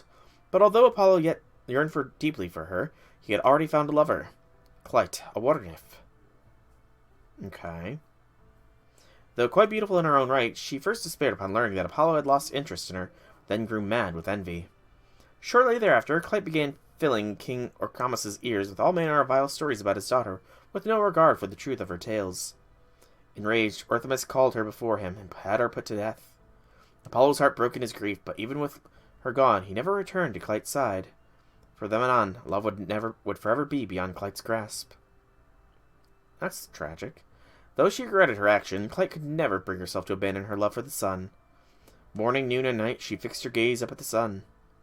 And in time, she transformed from a nymph into a single flower. So that's the reason behind the sunflowers. Okay, that's logical.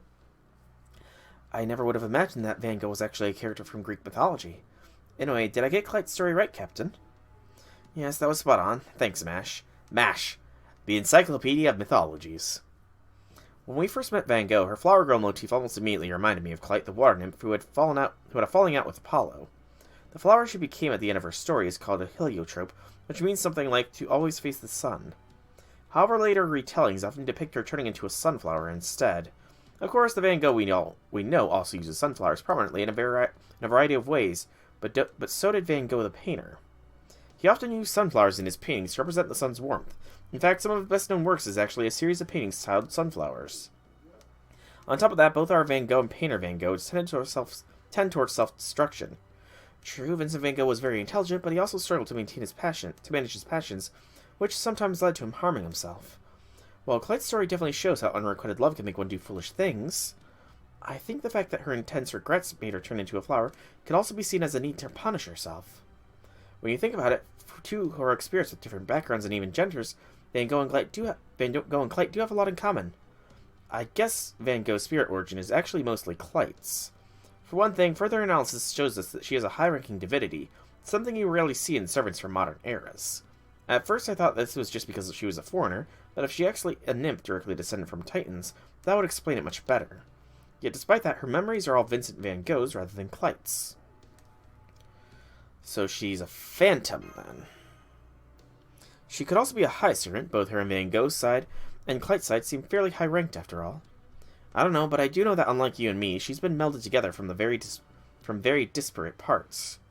Now she's a heroic spirit with the mind and body of Clyte, a female nymph, and Van Gogh, a male artist. Her very existence is one giant contradiction. It's no wonder she's so unstable. Now I see. That must be what the outer gods are after. Oh? I do, I can tell. After all, in one sense, I am an outer god myself. So I can understand what they're thinking, though only up to a point. When these gods set about making the heroic spirits we know as Van Gogh, must have been for the purpose of invading your world, that is, the modern-day Earth. The way from the outer god to inner, the way from the outer to the inner, and from the void to reality, is long and treacherous. It's not a sort of path that can be crossed within a single leap. Indeed, even the strongest of gods could die a sudden ignominious death if they were to stumble in the wrong spot. So they must have sought a place that they could use as a foothold in your world, or a bridgehead, or outpost of sorts. They found one in void space. It is a completely unobservable zone, both right next door and destination to reality space, separated only by a thin wall of recognition. Excuse me, I'm sorry if I'm interrupting, but does this mean the mysterious enemy knows about the void space? I would think so, yes. We will need to come up with a means to counter that strategy upon our return. At any rate, we now know that their plan was to send a heroic spirit to void space on an expedition to discover more of the yet unknown paradise.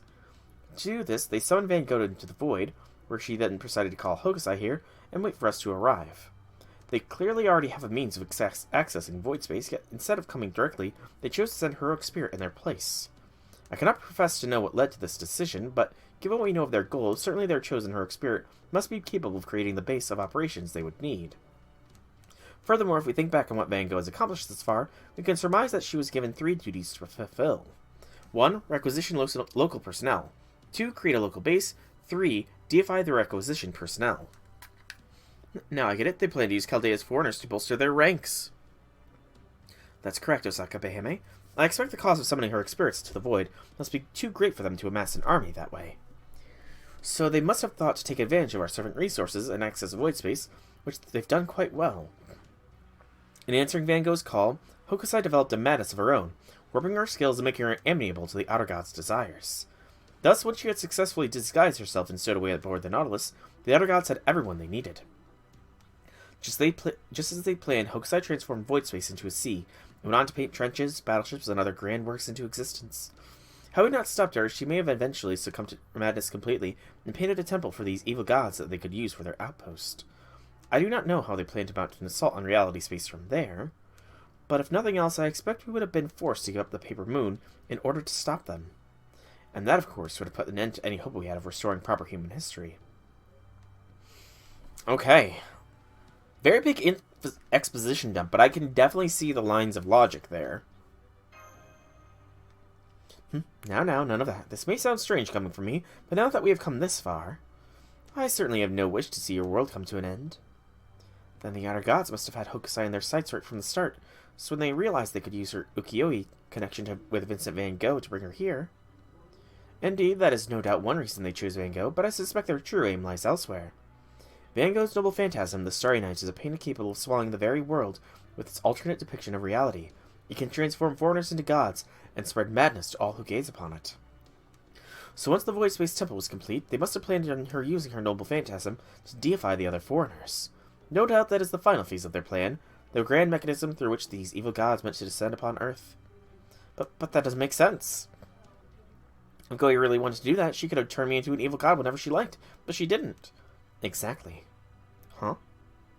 Though some types of foreigners may be compatible with the void space, they should cease to be servants, or rather, if their inner divinity were to take control of them, would they not then lose their abilities as well? Are you saying Goei was going to betray us? No, I'm certain she had no desire to do that, which is exactly why her spirit origin was melded with Clyte. What do you mean? I too have read up on Vincent Van Gogh's history. While some may call him a mad artist, I could see that deep down he was a man of strong convictions. Though he may very well have yearned for the connection with the gods beyond the stars, he would never willingly be party to their plans once he learned they were evil in nature. One only need to look at the life he lived as proof. Wait, are you saying the reason Van Gogh took his own life was because he learned that painting the Starry Night inadvertently invited an evil god into our world? I'm saying that if that was indeed the case, then he would have been bound by similar restriction, even as a heroic spirit. Okay. I'm getting where she's going here. Vincent Van Gogh would never succumb to madness, that is, the Outer God's influence. He would sooner take his own life. This must have been a great conundrum for the Outer Gods. The noble phantasm they desired above all else was wielded only by a heroic spirit who would never obey them. So they hatched a horrific plan. They would create their own patchwork heroic spirit who would meet their needs. They thought, what if we were to take Vincent Van Gogh's memories and talent and give them to Clyde instead? In Clyde's case, she refused to take her own life regardless of how much she loathed herself, choosing to become a flower rather than fade away. That is the crucial part. Okay. So I'm definitely following the strings of logic. So, Van Gogh inadvertently invited an outer god into the world by painting the Starry Night. However, I guess the actual painting is not complete because it did not fully invite the outer god, and rather than fully complete the painting, he took his own life. So as a servant, Vincent Van Gogh would have the restriction to rather take their own life than to complete the painting. Clyde, meanwhile, is somebody who, while thinking they deserve punishment, rather than taking their own life, would never take their life and would rather suffer eternally. So they had thought that by splicing in Clyde's will to always suffer and never kill oneself to override Van Gogh's self-destructive tendency to commit suicide before completing the painting, thus trying to complete the painting. I can definitely follow that string of logic. I mean, they prevented their chosen heroic spirit from being able to commit suicide, as her doing so would ruin their plans. Correct. Do you remember? Van Gogh herself said that she wished to die, was unable to do so. So the Van Gogh side of her felt she should die in order to stop the Outer God's plans, but the Clyde side refused to allow her to do so. Poor Goey. That's cruelest antimony I've ever heard.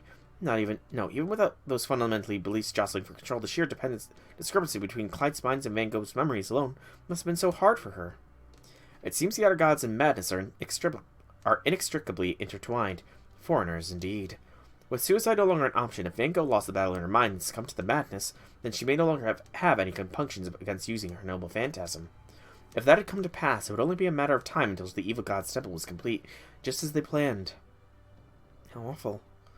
Man, I know her spirits are basically living weapons, but twisting one of us into this degree is just goodbye. What can we do to help her is the question, though. Fine, I'll be the one to say it. There's one simple solution here. It's efficient as it is cruel. We honor her wishes, we kill her. Fair. Oh, shut off the waterworks. I'm just stating the obvious. If you really want to save her, you'll have to do the work of thinking up something less obvious. But I will say this, we're agreed that she can't kill herself, no matter how much she wants to, right? That means now she's disappeared, she must be running all around lost and desperate at being unable to use her last resort. The fact that she gave up on the only way to make her wish come true by having someone else kill her may even be a sign her madness has reached its peak. Oh, come now, Miss Timeless Beauty. Glaring at me won't accomplish anything here. We all need to be aware that Van Gogh is only one step away from entering her final, most dangerous phase.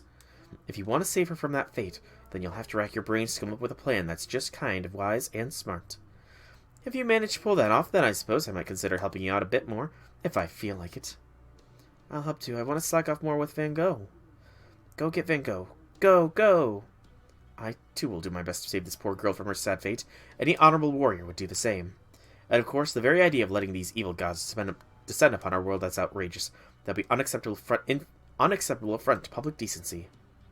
Yang, then Alice. No, wait. Speaking as Captain Nemo, Phantom Spirit, I promise I'll do everything in my power to save her.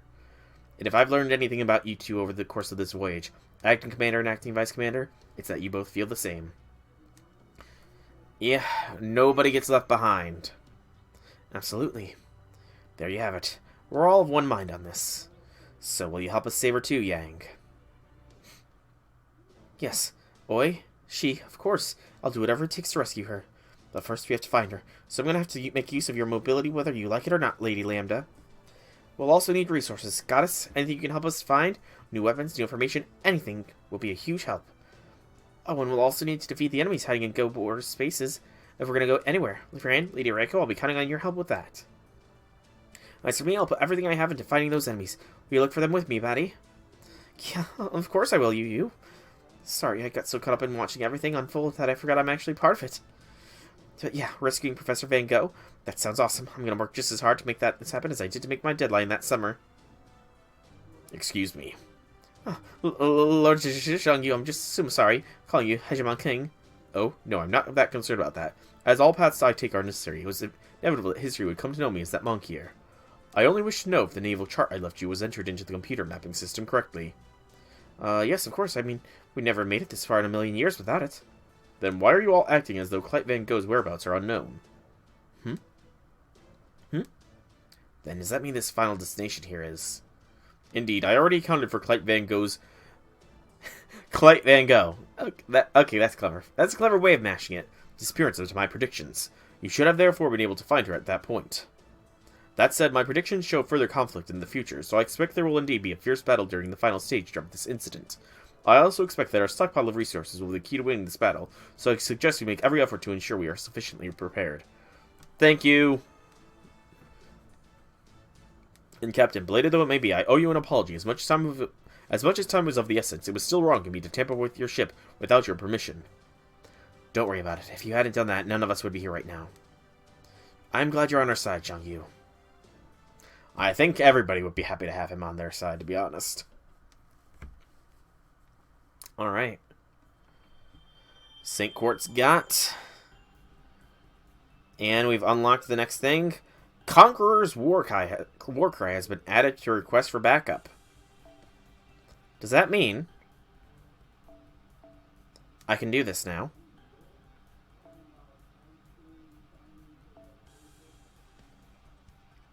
If so, I do recall I'm going to need to go all the way up to Abbey, because this was a ship. If the Conqueror's war cry is what is needed, then I will take part and do it. Close.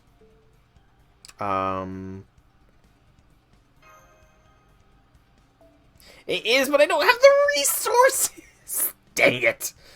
Okay. That's very annoying. Backing up. I want to clear that. So, oh, I just got a notification there. Thank you, Feli Zeldiz, for the follow. It is greatly appreciated. I hope you enjoy the stream here. I'm going to really quickly run this node here. I want this one. I'm going to run this node right quick because I wish to be able to clear out that final big thing there. So yeah, we're going to do that. Then we're going to continue with the story, Stanley. The story is important, Stanley. Shoot. Waver's not going to be very beneficial here. Darn it. Oh boy. Hopefully we get the resources we need from this single run. Hopefully. And maybe I should have run the pure exploration currency node, but very much too little too late for that at this point. But I am liking this story quite a bit. I look forward to seeing how it's going to resolve.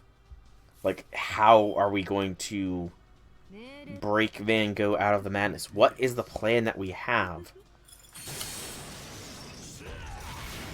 I'm very curious to seeing how we will resolve this situation.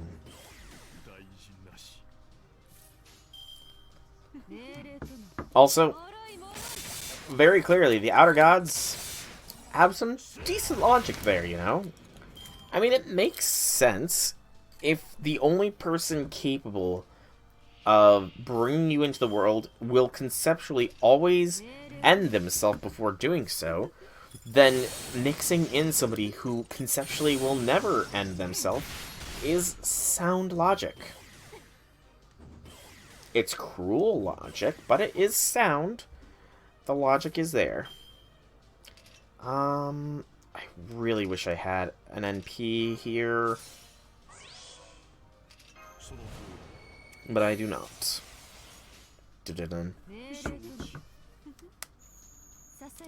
I'm just trying to think, how are we going to sort of counteract? We're gonna need we need a great plan. Some would say we need the greatest plan. But I don't think running a helicopter into Van Gogh will be too helpful. But in all seriousness, so we need to break Van Gogh out of her madness. It could just be as simple as, you know, reaching a point of affirmation with Van Gogh that we will not allow you to fall into the demands of this outer god. That could be enough affirmation of us promising to make sure she doesn't fall. Might be enough.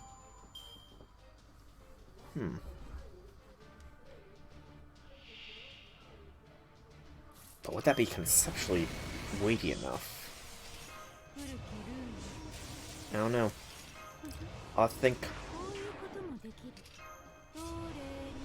But drawing OAN was incredibly clever of them. But now I'm trying to wonder, how exactly would Abby have been useful for coming here?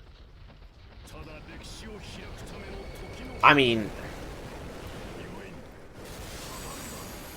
assuming that the computer wasn't on the side of the Elder Gods. Suri's great costs your phone to crash a lot. Yeah, my the screen share software has crashed a fair bit for me as well through this, but that just happens standard. Thankfully, I haven't had that much. Abby not useful. I mean, theoretically, Abby could be useful, but think about it this way. Who's to say the Outer Gods weren't influencing the computer? By having Abby come along, they literally would not need to have a temple painted to bring forth them. Because Abigail Williams is the gate. She is the key to the gate to all things. So what if we brought Abby here, it actually caused everything to just go instantly game over, you know? So Abigail Williams, so that could have been the Outer Gods wanting Abby to come by so that they could just say, set us free, and there would be nothing we could do to stop it, really. Especially if we're assuming baseline Abigail Williams and not Summer variant Abby, because Summer Abby is, at the very least, the Abby who has presumably gone through a lot of training with her powers, and thus probably can resist the call of the Outer Gods, or at the very least, channel Yog-Sothoth enough to get them to stop. Baseline Abby, though, is the historical Abby William from Salem, Massachusetts. Anywhere from 13 to 18-year-old girl who is not that strong of willpower. Let's be honest here. So she would probably be a lot easier to corrupt by the outer entities than others would. Also, can I actually get a good turn here? Like, holy cow, these have been 2 bad turns back to back.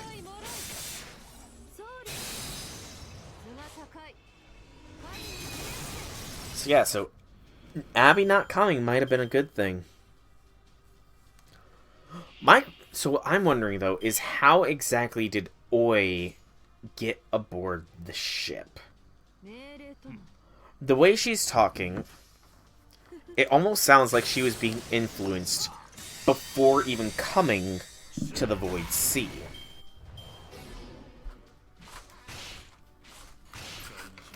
Because it sounded like she wanted to come here so that she could paint in, like, the Endless Void, but that does not sound like something the same person would say.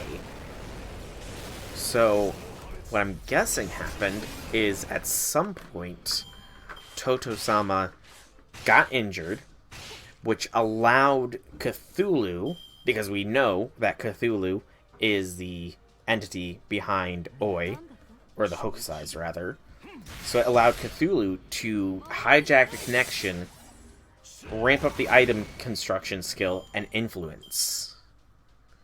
I'm thinking that might be where the string of logic goes as to why Oi was against us this whole time. It's been from the start, from before the start even. I got 2 eeny meeny miny mo's in a row right there from Scotty. That's good. That's real glorious. But I guess we'll find out. I hope we'll find out more. I'm trying to think. What other questions? So, given that the throne was the first summon we actually had here, I wonder if Yang was specifically called by the Outer Gods as well for some purpose. I do wonder if Yang was called for a specific purpose as well. But I'm trying to think. I don't really know that much about Cthulhu is the thing. Other than that, very heavily associated with fire, you know? I just don't know enough about Cthulhu to say why Cthulhu would have a role to play here. Let's go Castoria. And now we'll go ahead and use Abby. And we'll bring Waver along. And let us use the Conqueror's War Cry. So, increases attack for 3 turns, ignore invincibility for all allies, and removes imaginary number Zeta. I think that's Zeta, at least. I think, therefore, I am correct. That's how it works, right?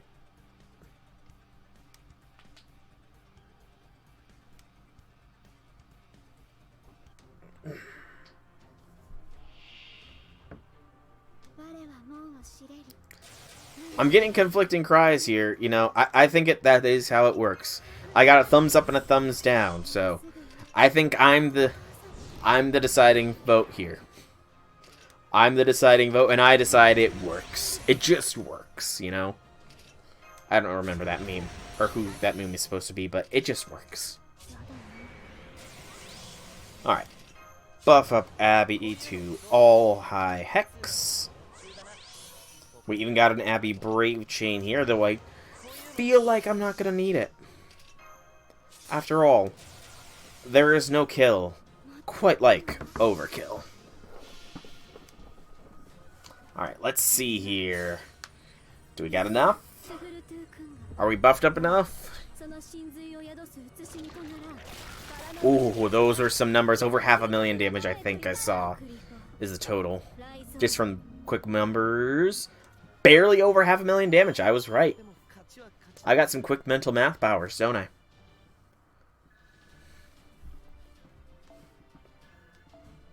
We got 3 suns. Just because you are thinking you are alive or that thinking means an existence does not mean you exist. I mean, true. Can we really prove that any of us actually exist and are not just a construct inside of somebody's mind? That could be all it is. We could all just be an abstract construct inside of a sleeping person's mind, you know? And they need not even be aware of our existence. But just because we exist in that manner does mean we exist in some manner. And existence in some manner does mean that we do exist. You know?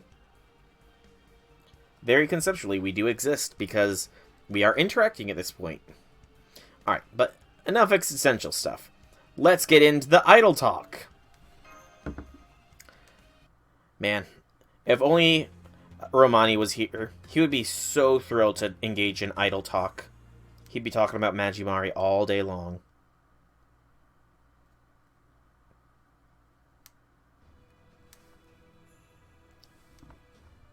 Skin on the edge of my nail. Okay, let me make sure this is straight.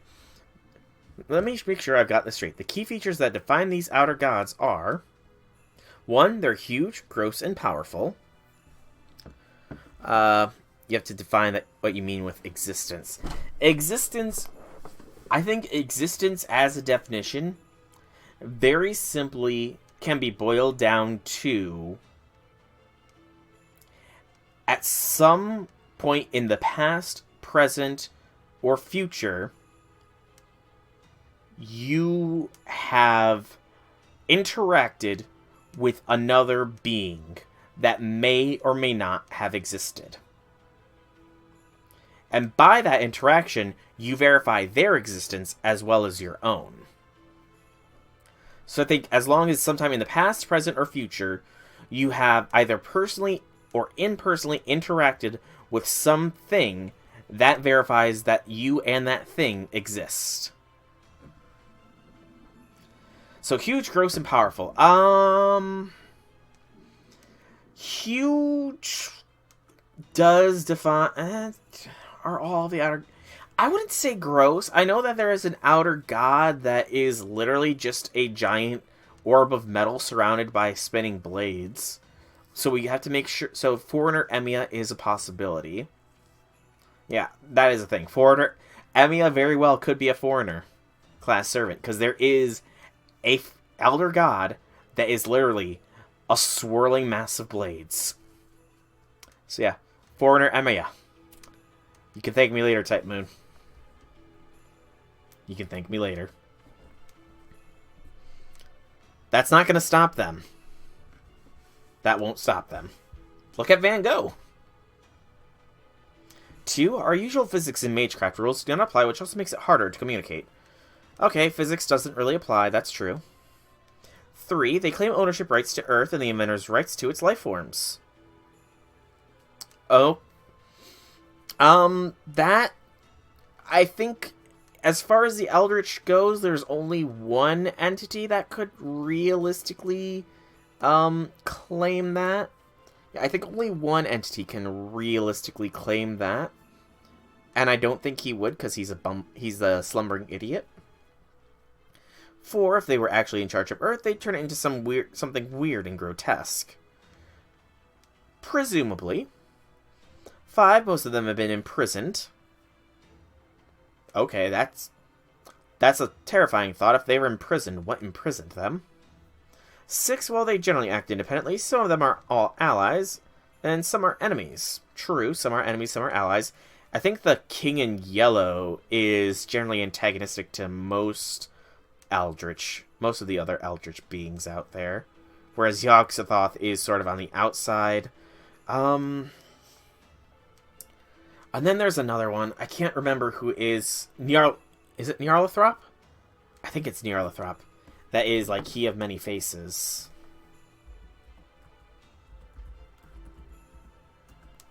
Is Nyarlathotep not the Crawling Chaos, those of many faces or whatever? They're also generally antagonistic to most of them as well. He's also one of the big ones as well. You know, give it time, Mordred. Just give it time. And 7, regardless of what they look like, they're not immortal metaphysical beings or conceptual beings. They're still flesh and blood creatures with lifespans as finite as ours. So they're not immortal, metaphysical, or conceptual. Okay, I understand why that is a rule within the Fate-verse. So that's a rule within the Fate-verse because in our verse, they are technically conceptual beings, you know, and they're meant to represent the concepts of various things or the metaphysical side of things. So by saying that they are flesh and blood in the Fate-verse, they're giving a bit more grounding in reality as to, you know, why they're actually a threat. Okay. Interesting. So, does that mean that Cthulhu might have an actual conceptual weakness to boats? Okay, so note to self, if you ever end up in the Fate universe, make sure you have a rowboat in case of Cthulhu. Good to know. But that... Okay. So that also means that... Azathoth is not as... So if Azathoth is... Okay, so... I'm getting off topic of the game here, but still on topic. So, following the idea that they are all flesh and blood beings and not metaphysical or concepts, that does imply that this is all not the slumbering idiot's dream. So, that brings into the question of, does Azathoth actually exist? I would guess yes, because that would mean H.P. Lovecraft, in the Fateverse, at the very least, is likely the gateway to them. He saw them, whatever, so he knows about Azathoth, which does verify Azathoth's existence. So, what I would guess that would mean is that Azathoth is just pretty much a natural disaster that is being kept asleep. And his waking won't necessarily mean waking up from the dream and everything blinking out of existence. It will mean he wakes up and chaos will essentially take the world, as this is like a dreamlike state for us, but when he wakes, it'll be like a nightmare, essentially. Roundabout logic, but I can see it, but essentially that does mean we are not dream figures in the Fateverse of Azathoths, and that Azathoth is out there somewhere, which is terrifying, you know. Frankly, that is terrifying, that you might actually be able to run into Azathoth if you travel deep enough in the Fateverse. But wait, finite lifespans. We have the Black Barrel. That about sums it up. More or less. I'm a bit concerned that we may be in danger of underestimating the threat they pose, but we can put that aside for the moment. Now I get it. This theory is basically the antithesis of the last 2,000 years of philosophical optimism. The author may as well be saying, we're not pure beings, man. God isn't real. The only reason we're here is because some gross, disgusting monsters made us. When you put it that way, it explains a lot about the foreigner incidents that have cropped up so far. Okay, also, that is actually a question I wonder. Who did create the life on Earth in the Fateverse? Because it's been proven that all of the various creation mythologies do have some precedence. So it's more of a question of what, did they all occur at the same time or what? You think? Personally, I'm inclined to write the whole idea off as a fairy tale nonsense. Hey, don't be too quick to dismiss fairy tales, Sion. We've already proven that we can hypothesize about something like void space after all. Think of it this way. If the world of intellect we know is the inner side and everything else is the outside, then it's only logical from our point of view everything from ethics to world outlooks will be turned on their heads on the outer side. And that definitely lines up with the ideas of certain early 20th century novelists. I still don't know. The whole thing that sounds ludicrous to me. You think? Anyway, let's move on. If we're dealing with the outer gods here, the main points we need to worry about are 5, 6, and 7, right? Since they can't make that many direct moves, their options for intervening here are pretty limited. We might be able to leverage their oppositions to one another as a means to drive them away. And in worst case, it's possible to use physical magecraft and otherworldly means to destroy them. Fantastic, I've never seen anyone else grasp these ideas so quickly. You truly are a peerless genius. You know it. Alright, so what's this opposition about, anyway? Ah yes, well some believe each of the outer gods belong to one of the 4 factions, much like the 4 elements of water, earth, and fire, and wind. Personally, I think that idea is preposterous and has no basis in fact. Well yeah, I mean, to an outer god, their favorite flavor could be purple. Their favorite direction could be mangoes, you know? Their favorite food could be yellow. However, it is clear beyond a shadow of doubt that there are some divinities who are innately opposed to one another simply by virtue of their conflicting natures. So some gods are in opposition of one another, huh? I do not know about that, but we do know that Hokusai and Abby do not seem in any way adversarial. Very true, in fact they seem to be very good friends. Indeed, seeing them always brings a smile to my face. I'm not going to make a big thing of that now, but hearing that from you, it sounds more than a little ominous. At any rate, there is no way of telling what the future may bring. The way things are going now, it's only a matter of time until we encounter a foreigner with clear hostile intent. So there's nothing we can do about that? Well, that's not encouraging. I'm certain there is a divinity out there who considers Lady Hokusai their enemy, and the same also holds true for Lady Abigail.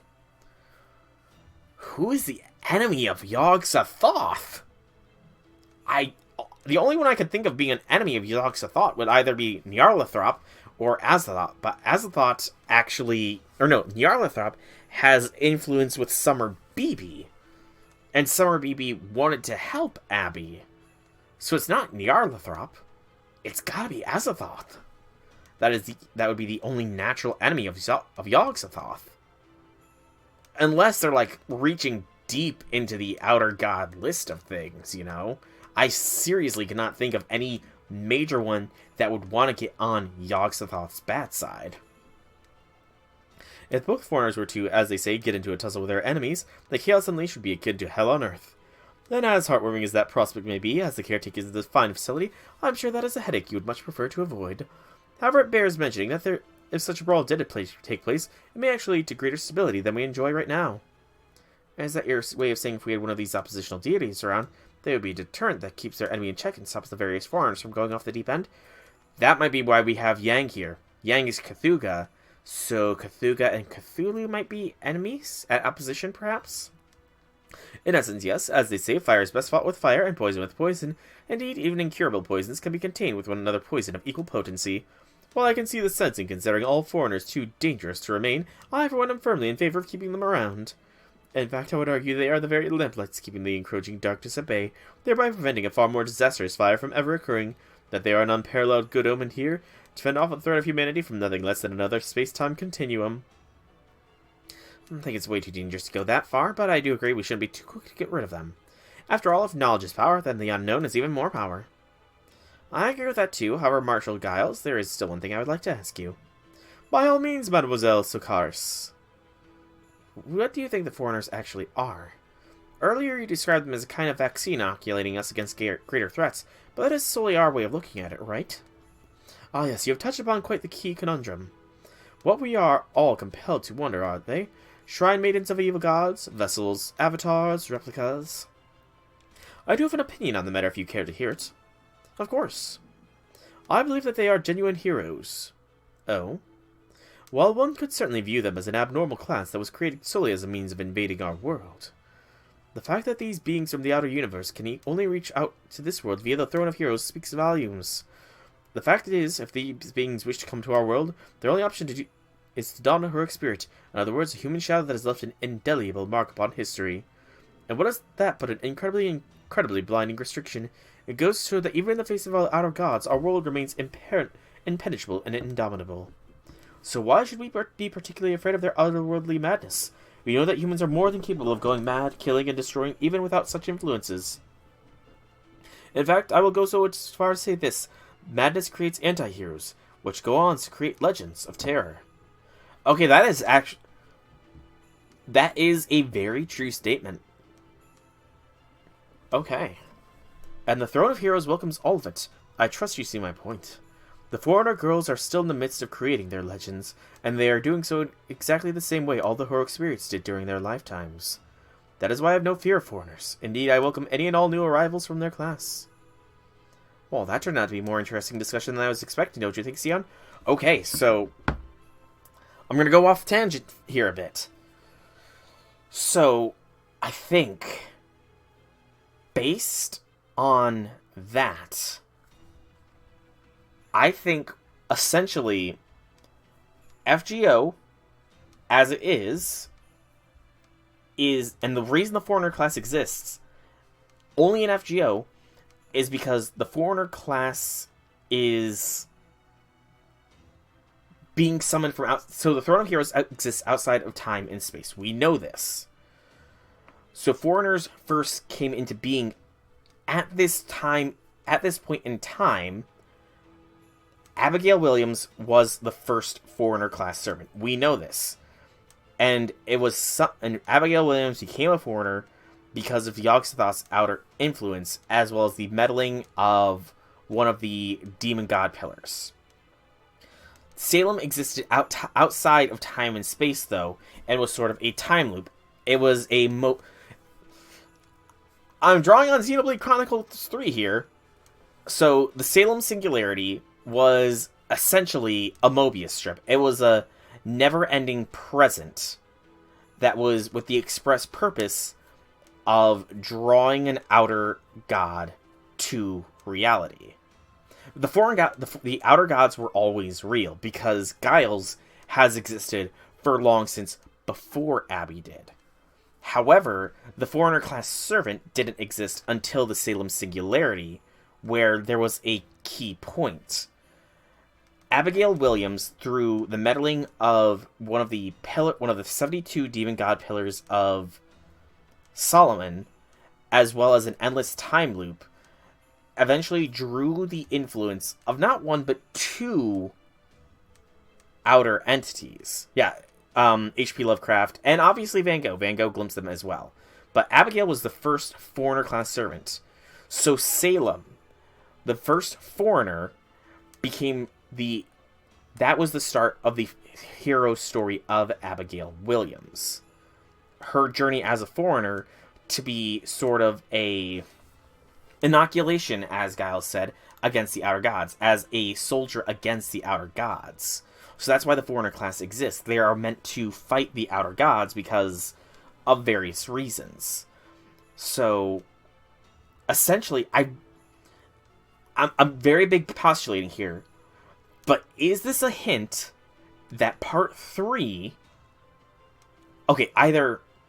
So is this a hint that either the big bad of part 2, the foreign god, is an outer god, or that part 3 will see us facing off against the outer gods, with the various foreigner servants having a more prominent role to play. Perhaps going up against Azathoth, as I've mentioned, because it's a complicated thing to think of. So Abby was first. Abby was created, and her becoming a servant was the start of her story to get her engraved to the Throne of Heroes. Katsushika Hokusai refused Cthulhu's influence, so he reached out to Katsushika Oi, who started to give in, but then Hokusai sort of intervened and stopped. But I'm pretty sure that the one guy that we saw in Salem also had a part to play in Hokusai's New Year's event as well. That was a while ago, though, so I don't really remember. But that's the thing, though. We've addressed in this very point that they can be fought. As far as we know, they're conceptual and metaphysical beings that cannot be fought. But in the Fateverse, they can be fought. They're flesh and blood creatures with finite lifespans. So I really do wonder if either the foreign god is an outer god, and you, Olga, or whatever, is going to be a foreigner class servant we eventually summon or something, or if part 3 is going to be against the outer gods. They will address this later. Okay, I like going off on speculative rants, though, you know? It did indeed turn out to be a much more interesting discussion than I was expecting. I suppose so. Personally, I'm still digesting the idea that new anti-heroes are being created even as we speak. Yeah. Oh, hey there, Miss XX. Have you been swimming this whole time? I have. Since you've been seeing things like multi-headed and flying sharks lately, I thought I'd get in some practice battles to prepare for the upcoming season.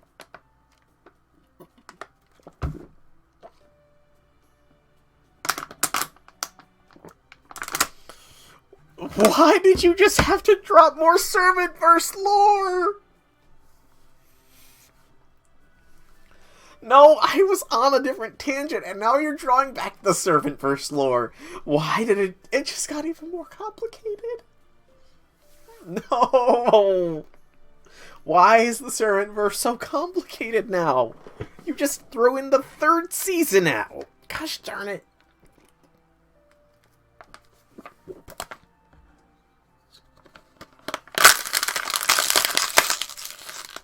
Throwing in the 3rd season of Servant-verse lore. Oh crap, I didn't realize it's been out this late. I'm off to nab whatever's left from dinner. X except for takeout. While we're on the subject, where does she fit into all of this? He has no idea. Getting back on track, by hook or by crook, if necessary, I feel a little bit uneasy about one thing. Oh, and what's that? Remember how I said that conflict between adversarial foreigners should effectively allow them to cancel each other's power out? Well, if a foreigner capable of mediating such a conflict were to show up, that would be another matter entirely. Abby? Is Abby who they're talking about? Act 5, The Bottom of the Sea.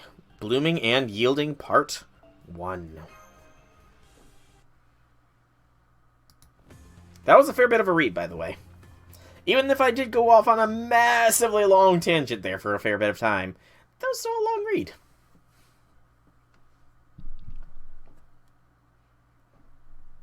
I feel like it's only in, like, the Fate kind of stuff that you can find this kind of insanity as well. At least, normally. Deeper, deeper, further, further. That's right, I did call out. I definitely remember that. I called out because I was lonely. I needed others, I need light. I couldn't help but want that. Because I'm Clyte. Everything makes sense now. So much more sense than thinking I was Van Gogh. And I'm still Van Gogh. Excuse me. The memories I built up over my short life, my way of life engraved upon my body, they all refuse to let me think of myself as anyone but Van Gogh. But even so, I'm still a woman. A morose coward, a flower shadowed by morning, a water nymph. And this mind and body refuse to accept that I perceive myself as Van Gogh. I wonder how much time I've wasted on this pointless back and forth. Time and time again, I've tried tearing myself apart, but because I'm not Van Gogh, it never works. I've almost ended up painting that picture so many times now, too, but I can't do that either now, because I'm Van Gogh. I'm in so much pain that I keep cutting myself just to pass the time, only for my blood to cloud the arch, the water, until I could no longer see. The next thing I knew, I was alone again, all alone, drifting aimlessly in the empty void sea. But that's okay, I don't care anymore. As long as I stay here and do nothing, at least I won't be a burden to anyone else anymore. I won't die, I won't paint, I won't call out to anyone. I'll just drift here, forever. It suits me. Deeper, deeper, further, further. Shallower, shallower, higher, higher. Shallower, shallower, higher, higher. What's going on? Is someone calling to me?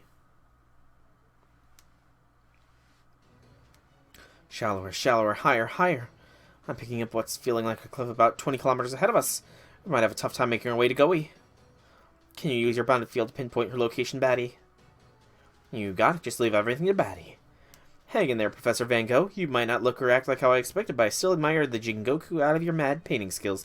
By the way, I have to say, I've grown to like Osaka Behime a little bit more through the course of this event. Now, I never disliked her. You know, I never did. The intro event with her was more overshadowed by the madness that is Liz, if I'm going to be completely honest. She definitely was very much more cringe back then as well, with the constant mixing of English and Japanese slang together. So that was definitely her low point, but I will say, she has been on a nice little upward arc here over time being, and, you know, I've liked how her character has grown a little bit even further through the course of this event. So yeah, I'm becoming more of a fan of Osaka Behime. Definitely am.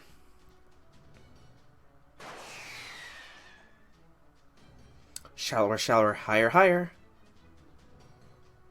Isn't it hard sending out so many pings? Yes, it is, but right now this is the only sound I can sense out of the void sea. There's no way I'm letting Goey sink down into the depths of grief without a fight. I'm going to find her and pull her out of there, whatever it takes. We're all getting out of this zero sail and going back to reality space together. I won't let her rot down here alone. Yeah, that's right. I'm fighting to save her, whether she wants me to or not. Come on, Goey, hear me, damn it. I have no problem with you trying to use your pings to get a message to her. We don't have any other means of communicating with her, after all. We've stockpiled a mountain's worth of resources for the search and rescue, and we've been putting up anti-beam and anti-explosive protections all around the Nautilus like they're going out of style. We also don't have to worry about small monsters or weak beam attacks either at all now, thanks to Yang and Osaka Behime's familiars taking care of the little guys on their own. If that's enough, Reiko and I are stationed outside the ship. With both vulnerable phantasms hard up, we'll sink any enemy ship we see before it can fire and defend the ship from any angry attacks. The combat team is taking out the smaller enemies under Lambda's command, and they'll also work with Fran to take out the larger ones if necessary. That sounds great, Mashu. With as many offensive and defensive options at our disposal, we don't have to wait for enemies to find us anymore. We can draw them out with our active sonar. This is easily the most ridiculous submarine combat I've ever seen, but this kind of breaking the mold is just what we and Van Gogh need right now. Thanks, Captain. Speaking of combat, we've got a huge swarm of enemies headed our way. Get them, familiars. The rest of you, take out the ones that slip past. This is the front line defense. Roger that. We have the situation well in hand. Well, this is a pleasant surprise. I thought I would come see how my ship is faring, since I have nothing, finally have nothing to do in my workshop, and it would seem we have an overwhelming advantage now. Your ship? She's not wrong. The goddess has done an incredible amount of engineering and production over the course of this voyage. It would not be inaccurate to say that, at this point, roughly half of the Nautilus is her property. Impressive, right? I ask no fee for my work. All I ask in return is your love and adoration. Of course, there's no way these add-ons and modifications can be sustained in reality space, so we'll have to remove them and overhaul the whole ship once we get back. Aww. Poor Scotty. This is the defensive team. We've taken out almost all the enemies. We're headed back to the ship to resupply. The infirmary is ready and waiting with all kinds of healing spells in case anyone is injured. Kitchen, we've got warriors headed back. Make sure they all have something hot to drink. Kitchen here, understood. I'll be waiting with everyone's usuals. You know, Master, once Goey's back safe and sound, I'll be happy to make you another elderflower cordial. Thanks, Baker. Engineering will need flanking speed as soon as Osaka Bihime gets back. You don't need to keep the engines, actually warm the engines up, but keep them ready to go anyway. Don't you worry about it. The Nautilus might look like some overgrown hippo now, but it's still my baby, damn it. I'll make sure the engine keeps purring like a catfish, and you make sure you keep winning your battles. Engineer, out. It's too bad the Marine's consciousness is still frozen, but that aside, the entire Nemo series is on the same page again. At this pace, we should be at our destination in about 20 or 30 minutes. Once again, I'll be counting on you, Soul. Like I said, we're not leaving here without her. Machan, Captain, we got an emergency. Now? That can't be good. Alright, let's hear it. What'd you find out? Well, you know that cliff we spotted up ahead? Turns out it's not a cliff at all. It's a really, really, really like a huge Professor Van Gogh. Oh. Okay. So Nasu had a bit of... I'm pretty sure Nasu had a part in this event now. Since I'm pretty sure it's Nasu that has a thing for giantesses. Oh. Okay. Honestly, this looks pretty cool. This is honestly pretty cool looking. I'm glad I don't have to explore it all to continue the story. I would probably cry if I had to explore all of this to continue the story. You'll form your party immediately before the battle begins. Would you like to start the quest? Yes.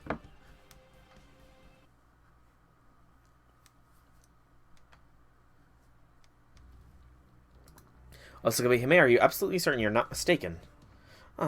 Yes, I'm positive. Believe me, I'm double-checked a dozen times. Looks like this terrain is roughly circular with about a 3-kilometer diameter. And you're telling us it's not a reef, but a Surrent's body. I find that more than a little hard to believe. So how does that compare to the largest enemies you fought to date? Good question. Ivan was pretty big. It's actually spherical, not circular. It's kind of like a giant bowling ball floating in the middle of void space. The outside seems kind of like Spirit's body's outer shell, complete with a powerful spirit core signal at the center. I think this is Professor Van Gogh's real body, and unfortunately, since it's a sphere, there's no quick or easy way for us to get to it. And I'm guessing here, but I don't think the outer shell is just plain old wall. It feels really aggressive, and it's probably super dangerous. Never would have imagined Van Gogh would mutate into something so massive. Maybe it's a side effect of Clyde's spirit origin, like she's blooming instead of taking her own life. I don't think so. I'm guessing this is just a bud, which means we still haven't reached the blooming stage yet. So it truly is the advent of an evil god. Then again, this simply could be the Outer God's plan B. Perhaps they decided that, in the event they were unable to use Van Gogh to deify enough foreigners, they could instead make her a powerful god in her own right. If that is indeed the case, it would make her both an undercover agent and a ticking time bomb. What should we do now, Captain? The ship's tougher than ever, but we never accounted for picking a fight with a glacier.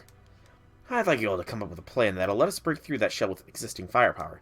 Will you help us too, goddess? Of course, however, there is still one thing we need. What's that?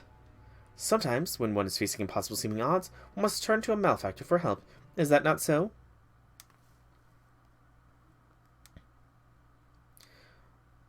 Who are you calling a malefactor? Long time no see there, Oi. Hey, Master, Oh, forget it. I don't even remember how I got here. All I know is I was stuck in this cage when I came to, and now I can't even paint a damn picture. Whatever's going on, we Edoites don't make excuses for our deeds, even if we were drunk or in love at the time. So I'm about to start now. Go ahead, do your worst. You remember Oi, don't you? I just want to know what happened, that's all. I'm not mad. I'm just disappointed. Okay. Hokusai, why would you tell such an obvious lie? What else could I do? I ain't never been so ashamed in all my life. After I go out of my way to send Master off with a bang, I turn out to be the bad guy who almost got you all killed, and disgracing myself by first showing up in that swimsuit again to boot. Not to mention that, if I say I'm a samurai, I'd have to commit seppuku to atone for my crimes, right? So I couldn't help but try and, sweep things under the rug. I'm sorry, everyone. Nobody's actually mad at you. You mean it? The fact is, no servant is fully protected for someone or something tampering with their spirit origin. It's true, a lot of them have been made to play parts in all kinds of wicked schemes, and they weren't all foreigners by any means. Indeed, so rest assured there is no cause for you to be ashamed. We only kept you here as a precaution, nothing more. However, we can keep you here no longer as we need your help. We would like your opinion on something, given you painted this vast ocean into existence. Well, in that case, yeah, I'd be glad to help. Alright, what happens to the Void Sea stays in the Void Sea, so no more shame for me. I'll do whatever I can to make things right. That's Oi for ya. First off, just so we're clear, I can't paint anything into existence here now that I've been cut off from the Outer God. But I do know the sea and the go board better than anyone, so thanks to that I can see a path to victory. You can, that's great. What do we have to do? We use the gaps between the board spaces. You guys probably already know this, but those gaps are each their own narrow cul-de-sacs. They're so narrow, there's no way that the Nautilus could get inside.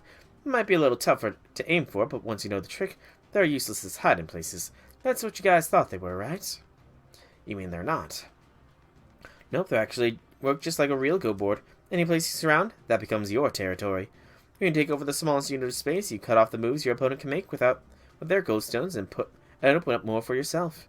So if you guys take over the gaps right at the big gal's corners and make the space she's in your territory, you'll be able to jump right into her center, no problem. So put another way, if we occupy 4 corners and make up the giant square where the Professor Van Gogh, the enemy is, we're able to just no-clip right into her. Them? You got it. Pretty clever, right? There's so one thing I don't understand. Why did you make such an elaborate mechanism only to never use it in the 4th area? Because right when I was planning to put down a bunch of ghost stones instead of trap for you guys, you crushed the board with your Vajra thingy. Aww. If it's possible for us to warp directly inside the enemy's massive body, that'll save us a lot of time compared to cutting our way through. Definitely, but to do that, we'll first need to seize control of those 4 go board spaces, and with as few people as possible. Once we've done that, we'll cut down any obstacle we run inside the enemy and rescue Van Gogh in the center. Afterwards, we'll fire Raiko's lightning attack into the heart of the enemy's body to destroy it from the inside. I see, then our team formations are all but decided themselves. Raiko will assume torpedo duties, then Euros will be our legs, and Fran will deliver the final blow that aid in any rescues. If I must, since my Leviathans will have to be out there the whole time, I'll escort you all to eat myself. Yeah, I'll be nice. I'll pretend she didn't call them that. I'll just pretend. So since you'll be unable to accompany them, we should have Fran carry a camera or something so you can see what's taking place. Now, let's see. We'll not need to worry about sonar while seizing control of those 4 points. Pardon the yawn. So Asakbe and Yang will have to wait 1 point each. However, this leaves 2 other fighter positions, and since Mash must protect the ship, I suppose I will just have to fill one of them myself. Sure about this, Scotty? If all I need to do is seize a single point of territory, then I should be fine. However, I do not expect to be of any use in battle, so I'll be counting on you to handle that, soul. Alright, now that it looks like my work here is done, I'm just gonna go head back and paint a fish person, banner, or something for good luck. Nonsense, you will seize the last point. Do you not see the swimsuit I have ready for you? Oh no, anything but that! By my command spell, yada yada yada yada. Oh man, I'm wearing it. This is so embarrassing. Oh well, I guess there's worse things I could be wearing when I go apologize to Van Gogh. Alright, if this is what this Edoit's gotta do to make things right, I ain't gonna go back down now. We got us a plan, everybody. Alright then, let's get started, right? After a moment from these sponsors. I'm okay. I've toughened up a good bit since last time. I just heard a voice from the giant enemy structure up ahead. What'd she say? Basically, stay away. What do you say, Active Commander? Shall we just give up then? And that's what I thought. Incidentally, the voice was only the beginning. We've got a ton of enemies, including some that look kind of like torpedoes headed straight for us. I don't think our autonomous defenses will be able to handle them at all. Can we fend them off ourselves? Oh, please, who do you think we are? This will be just the perfect warm-up right before the big show. Okay, so I was getting a little bit tired of throwing only torpedoes around, so I'll gladly take this opportunity to show what my blade can do in close quarters combat. I guess I don't mind getting a little hot. Aww. Well, I'm guessing we have between those three as choices here. I was right. Well, go ahead and bring in Lambda. Abby needs to go back to base mode. First, and first. There we go. Abby is back to normal, and we're gonna just bring in Castoria here. I wish I could do double Castoria, but sadly that is not in the cards. This should be fine. I could use my Lambda. In fact, why use a fake when you have the original? Enter without backup. Why go for the fake when you have the original after all? The original being my Abby. Or my Melt. Huh. I will not be able to NP all of this, obviously.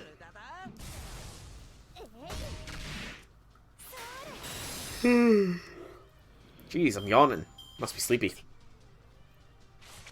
Tried taking a nap before stream, but I just could not fall asleep. Did it done. Ooh, crits. Alright. And we should be good from here out.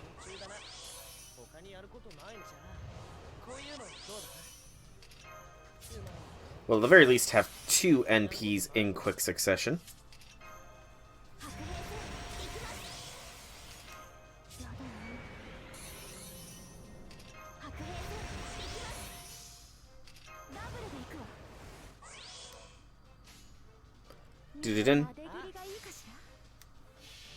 But the third NP is gonna be more finicky to pull off.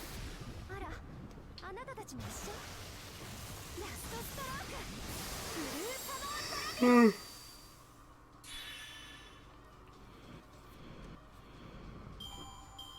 5-star currency is dropping. I wish I had paid attention to that. Oh well.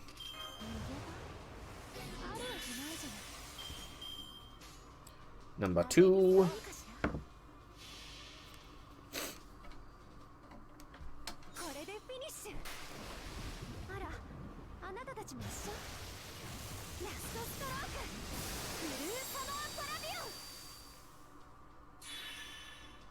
Man. Oh well.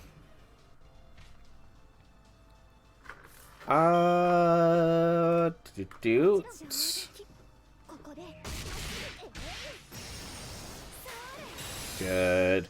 We'll be fine.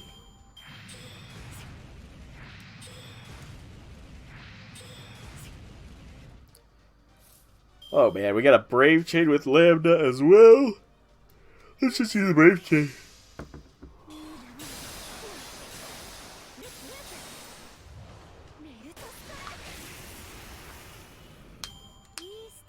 I love all the Leviathans swimming around in the background. Alrighty. 186. That is gonna be the one that's gonna be rough to freaking farm. Really will be. Alrighty. Part 3 of this arrow. The third arrow of this node.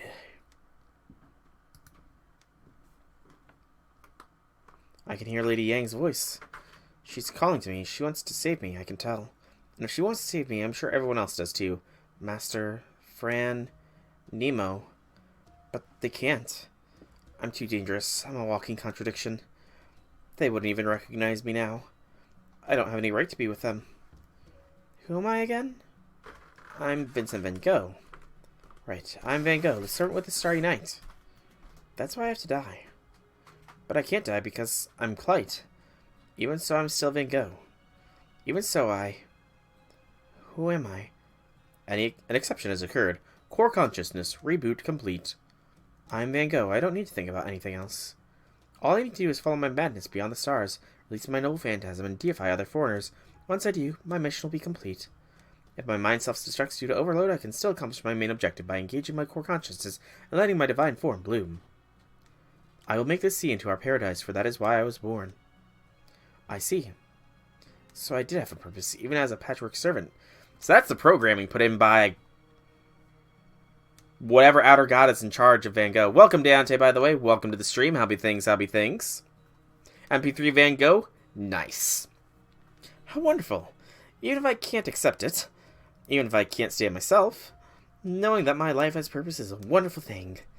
I'm sure Van Gogh, who struggled to find purpose his whole life, and Clyde, who was abandoned, would feel the same way. So,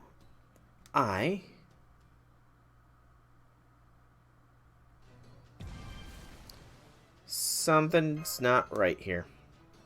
Screwmaster feels like the enemy is trying to attack us. That's correct. Half of these warheads consist of A-rank explosive, while the other half are made up of resources and healing spells. If they weren't healing us at the same time they're hitting us, we might have already be just so much as float sim. Wish I could see it for myself. Captain, this is Big always doing. Right, her mind is clearly split between one half trying to give itself over to the evil gods, and the other half trying to rid itself of their influence. If these attacks would just let up a little bit, we'd be able to go on the offensive ourselves. As a phantom spirit myself, I can tell she's trying to fight this. You just gave me an idea, Captain. I don't know what the idea is. Oh, okay. Maybe yours can reach her in a voice way ours can't. Yeah, can you amplify my voice enough for Van Gogh to hear me? You got it. You might want to cover your ears. It's gonna be really, really loud. Just be yourself, Captain. Gonna be extremely surprised if this challenge quest was very easy to do. That's good to know. I still have the whole epilogue to do, and apparently I need to clear out more spaces in the epilogue, so I've got to do more farming of materials for searching. Because I still have the fourth map to clear out as well. I've done the first 3/3, but the fourth has still got a little bit to go. Yay! But yeah, I'm at NP2 Van Gogh myself, so I'm happy with that. I'm fairly happy. Oh, that voice. Tell us. I recognize that voice.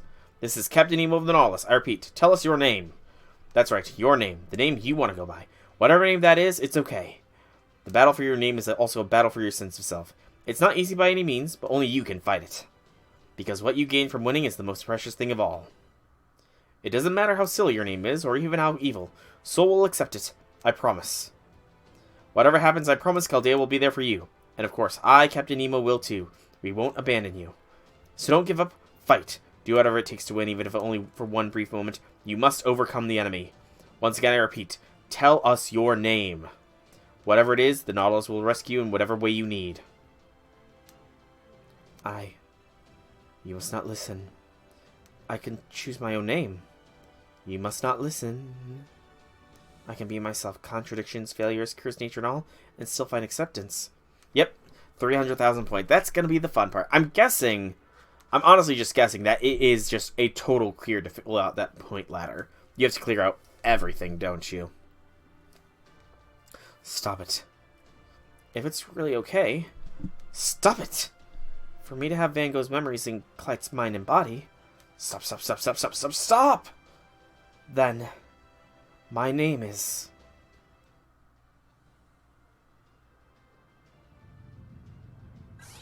What's going on? The enemy's projectiles are now 60% support resources and rising. 70%. 80%. Whoa, they just hit 100%. Our resource gauge are overflowing. Oh man, what a waste. Does that mean I have like 1,000 of each exploration resource, Van Gogh? Did you just give me a gift? Oh, I won't be able to do the challenge quest today then. Damn. Was that a response? Huh? Hang on, let me just adjust the frequency. No, wait. She's adjusting it on her own. Oh. Hear me. Can you hear me? I'm Clyte and I'm Van Gogh. I'm Clyte Van Gogh. I can't give up being Van Gogh, and I can't deny being Clyte either. I know I'm a strange, bizarre, and creepy servant, but even so. If you say I really can't go by that name, then I'd be so happy if you saved me. Clyte Van Gogh. I like it. That's nice. Acknowledging both parts of the same whole. I figured as much. I planned on Monday's stream being the epilogue portion here. I just hope I don't have to do 2 more streams for this. That would be a little bit annoying. Okay. So, yeah, because I really don't have too much of this 4th zone to do. Like, just counting by only Osaka's, that's 1. So 2 for every 3 is 4 is 6 is 8, or 7 is 8, is 9 is 10, is 11 is 12, is 13 is 14, is 16 for 17, 18. Yeah, I have 18 more uses of Osaka Bay Heavy scanner to clear out this 1st zone. Or the 4th zone. Good luck with this insanity. It'd be fun if she says I reject my humanity and call herself Dio. I don't think that the Throne of Heroes supplies meme knowledge. Alright, so Foreigner, huh? Well, I at the very least have an excellent anti-foreigner weapon here. I just need to get Scotty. There's a Scotty. It's not a friend Scotty, but a not friend Scotty is fine too. Alright, Lambda. Are you ready to roll here? Locked and loaded with Lambda. Let's do this. And by Lambda, I mean Melt. Melt, Lambda, they're interchangeable, really.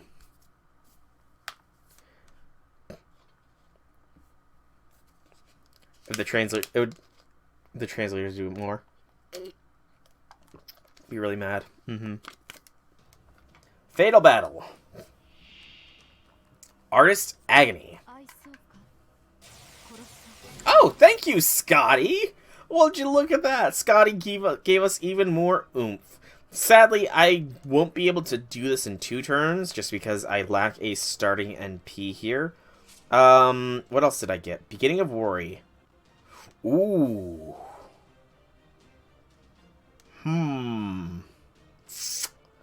That is dangerous. Yeah, that's kind of dangerous here.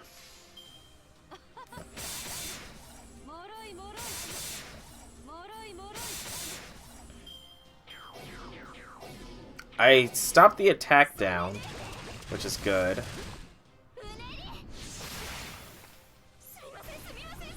This is the easiest one. Lovely. Alright, I'm good now. This is game, set, match. As long as there's no break bar shenanigans, at least.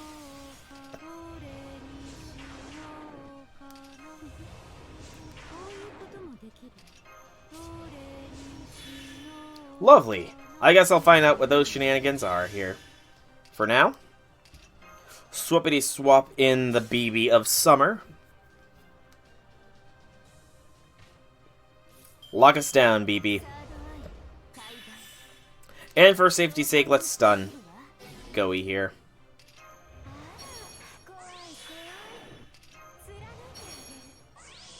Just in case it's a... Even a full charge... Though a full charge wouldn't really be too bothersome, now that I think about it. Oh, and we got the debuff cleansing 1, 2... Alright.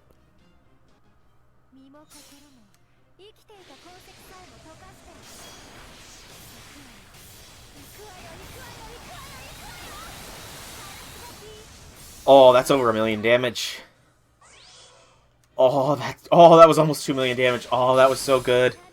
That was so good.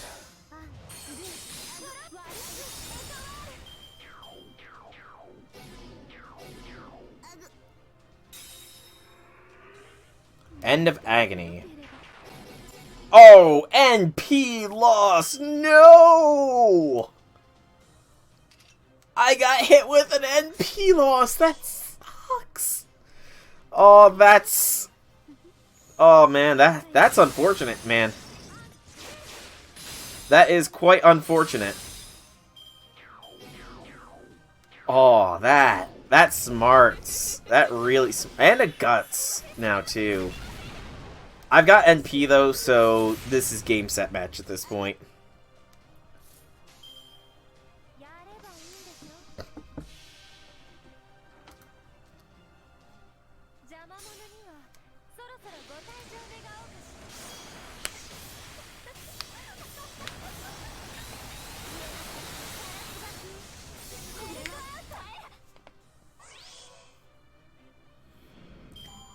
There we go. And it's still trying to debuff me even though the battle is done. That's great. That's excellent. Like you said, this one is the easiest. Good to know. Good to know. So, this is pretty much just like the Abby fight, except I'm going to have to do multiple times. Oh, the four corners! Okay, fun. So it is... Okay. I'm fine with bringing Osaka Hime in. I have Waver, who can substitute instead. And let's go. I really don't think I'll have too much trouble.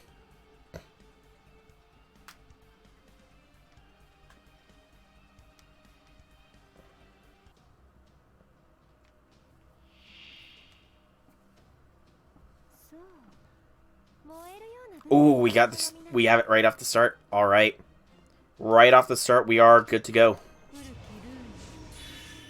We are ready to fire right away.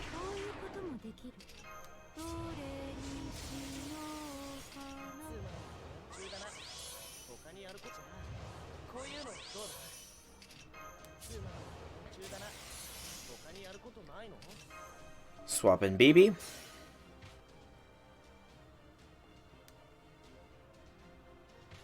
I really do need to put a command code on Melt's art card here.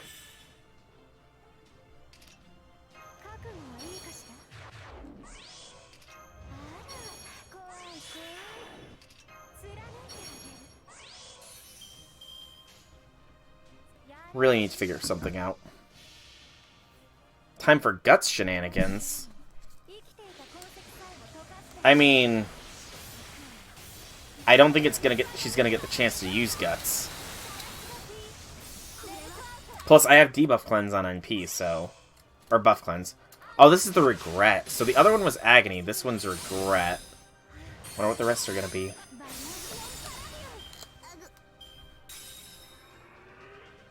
Beyond regret.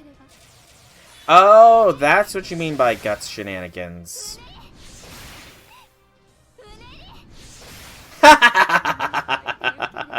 Oh, okay, that's interesting. But that's funny. Okay, that's hilarious. She gifted me just enough to do an NP. That's glorious.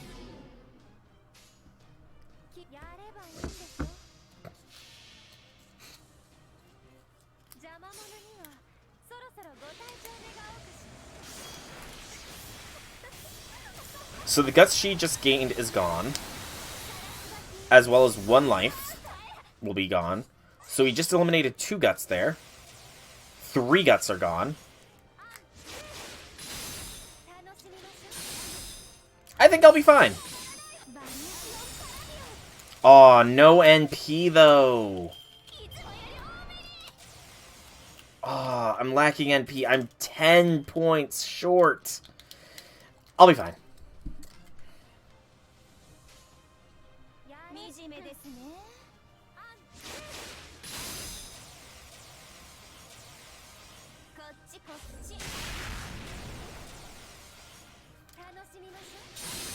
Easy peasy. That was nothing, man. Honestly, the other fight was harder. Because I didn't get a good first turn. This time I just mopped it.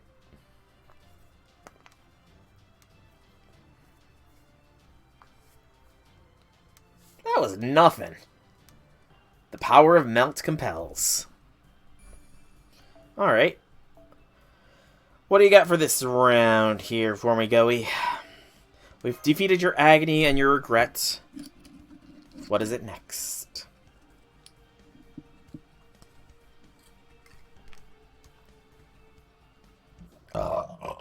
Excuse me. Self-harm. Ooh. Yeah, let's defeat that. First injury. What did that say? When damage, increase attack and crit rate for yourself when sustaining attack. Okay, that is a fair bit dangerous. And I don't have an excellent first turn this time either. I also very much like the Technicolor Leviathans swimming around in the background. Hey, again, Sojo. I'll be things. Welcome to the stream. The exact same team you ran for this? Nice. Or just Senjo? My bad. Okay, so... there is danger in this one.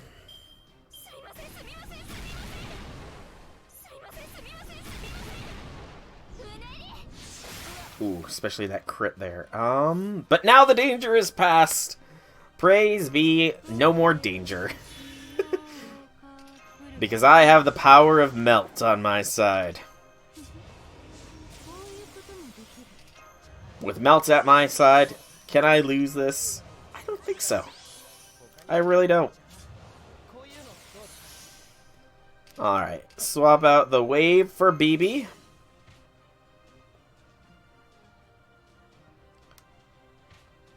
And lock it down.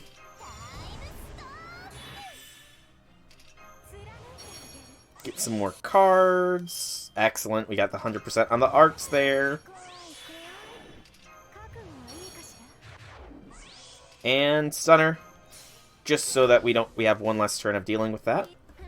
And go.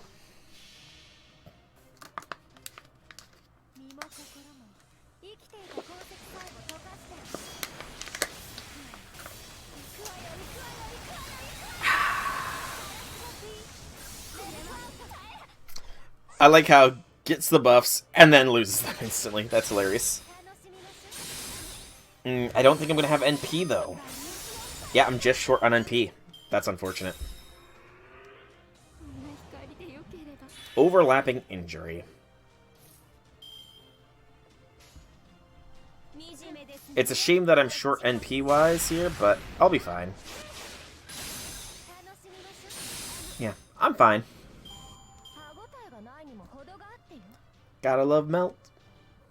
She is all the Daka. Much more consistent than XX, or XA rather. Well, I love XA. She's not as consistent as Melt can be. And the 4th point on the star here, essentially. I think, you know, this is a tough choice as far as the battle composition goes, but I think the same. If it ain't broke, don't fix it. Essentially. Almost dropped my breath spray. Alright, this is the self-punishment. No buffs this time. Interesting. Oh, the question now is, do I go off this turn?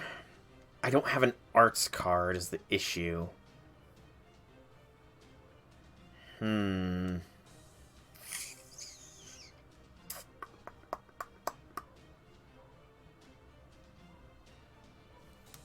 I think I wait a turn, see if I can get a little bit better card choice here.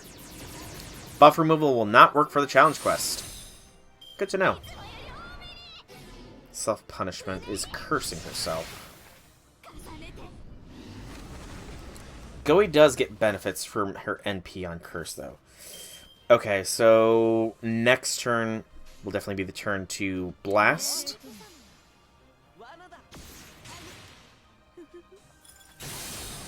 Gonna be a super overcharged NP, more likely. Reversal of punishment. Ah, curses others.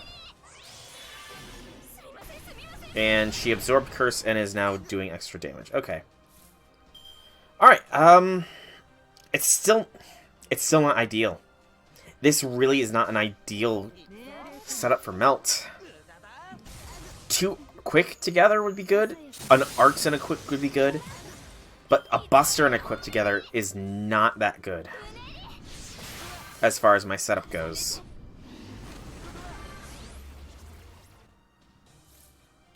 A Buster and quick again? Come on, game! I think I'm gonna just bite the bullet at this point.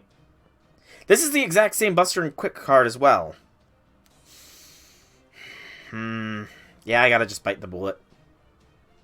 I can at the very least save Scotty's 50% booster. That should hopefully get me through this break, since I will not be hitting anywhere near as hard as normal.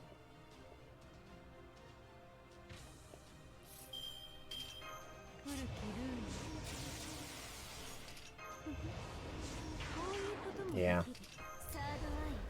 That's annoying. But it happens. Essentially, the game is just saying, just do it. You could have done this the first turn. Why didn't you? Just do it. End the misery of Van Gogh here. End the misery of Clyde Van Gogh.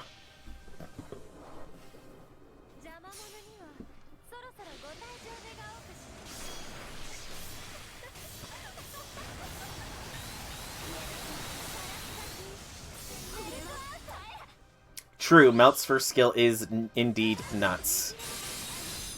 I'm just greedy. I like seeing Melt dance as her NP, you know? I'm just greedy. Unstoppable self-punishment. Disastrous curse has been applied. Well, I'm sorry to say here, Goey, but you're not going to be taking advantage of that disastrous curse here. Sorry to say.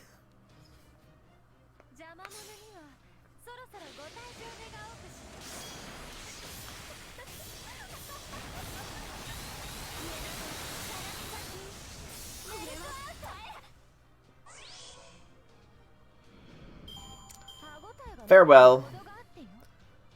Clyde Van Gogh's punishment, self-harm, self-doubt, anger, regrets, agony, all that stuff. She should now be a fully adjusted servant. Totally, that's how it works. We literally went inside her and defeated her inner demons, you know? That's how it's supposed to work, right? The Evil Flower's Stigma. You'll form your party immediately before the battle begins. It's gonna be Van Gogh, so it's gonna be the exact same party. So, yeah. Oh, interesting. I've certainly never seen the inside of an evil flower god before. I'll say this for Yang, she's got excellent taste in illusions. How's the reception up on the bridge, Soul? Coming in loud and clear. Over. Good, alright friend, let's get going. Be careful with that camera and watch the coordinates, too, since they're updated constantly. Okay, Mama. No, never call me that. Here goes. Okay, it's official. Fran is now firmly in the daughter tier. Fran has now firmly entered the daughter tier in Chaldea.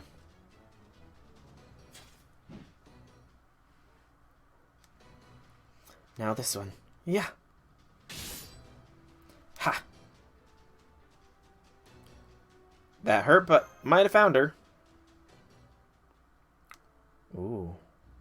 Fran. Leave now. All your efforts have been for naught.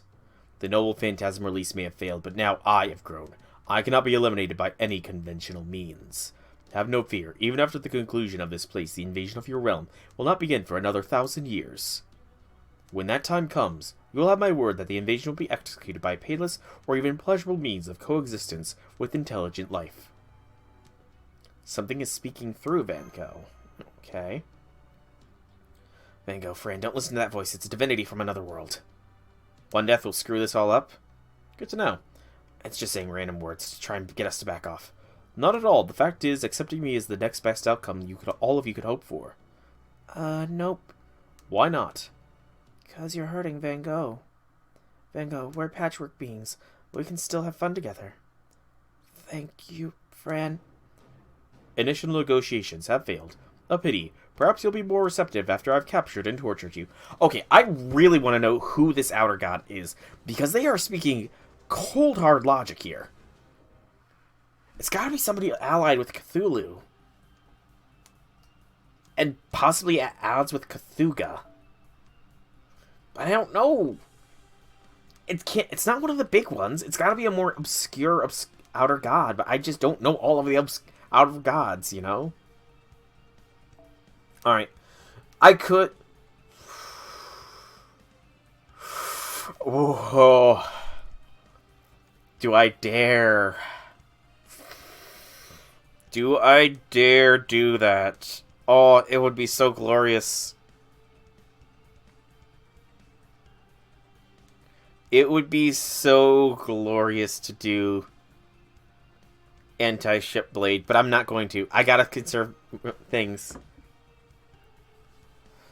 I paid attention to the idle talks, yes. I know that they are flesh and blood creatures. Deontay, I went off on, like, maybe a 10-minute tangent with regards to the implications of that. Oh, that's a pretty cool sprite. I like... Oh. Oh. We have the golden melt setup. The golden melt setup.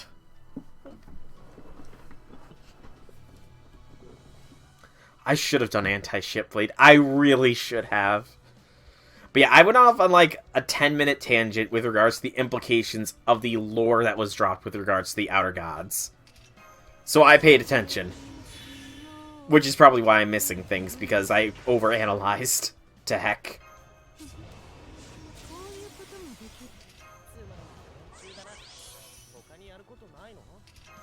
Now hope RNG doesn't hit me. True.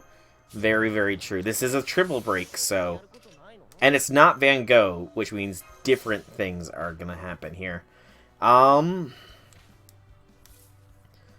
So, it's Evil God of Flowers. Does that mean it's got a different NP? The potential is there. I think they generally don't NP until... They don't get full gauge until after you break the final bar. So I'm gonna hold my stun.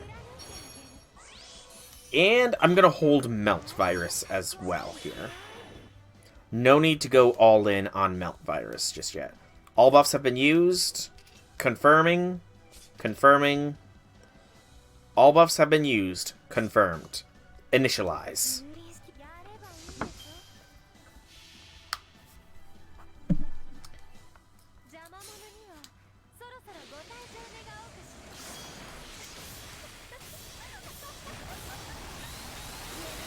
He did? Okay, I didn't see who...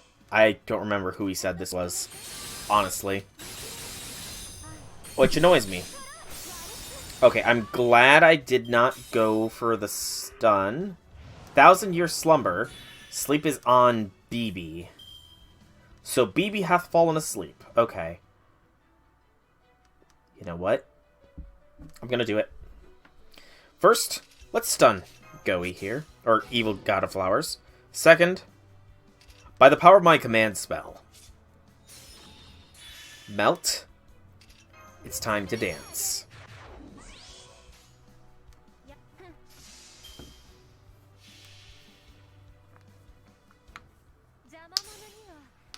If I had crit on any of those quick cards, I feel like I would have definitely had this NP without the command seal usage. But, oh well.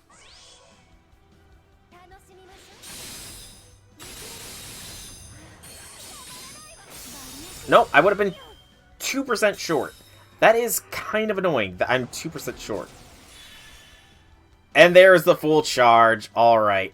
I don't think I need to use NP this turn. We'll just end this with a classical dance from Melt.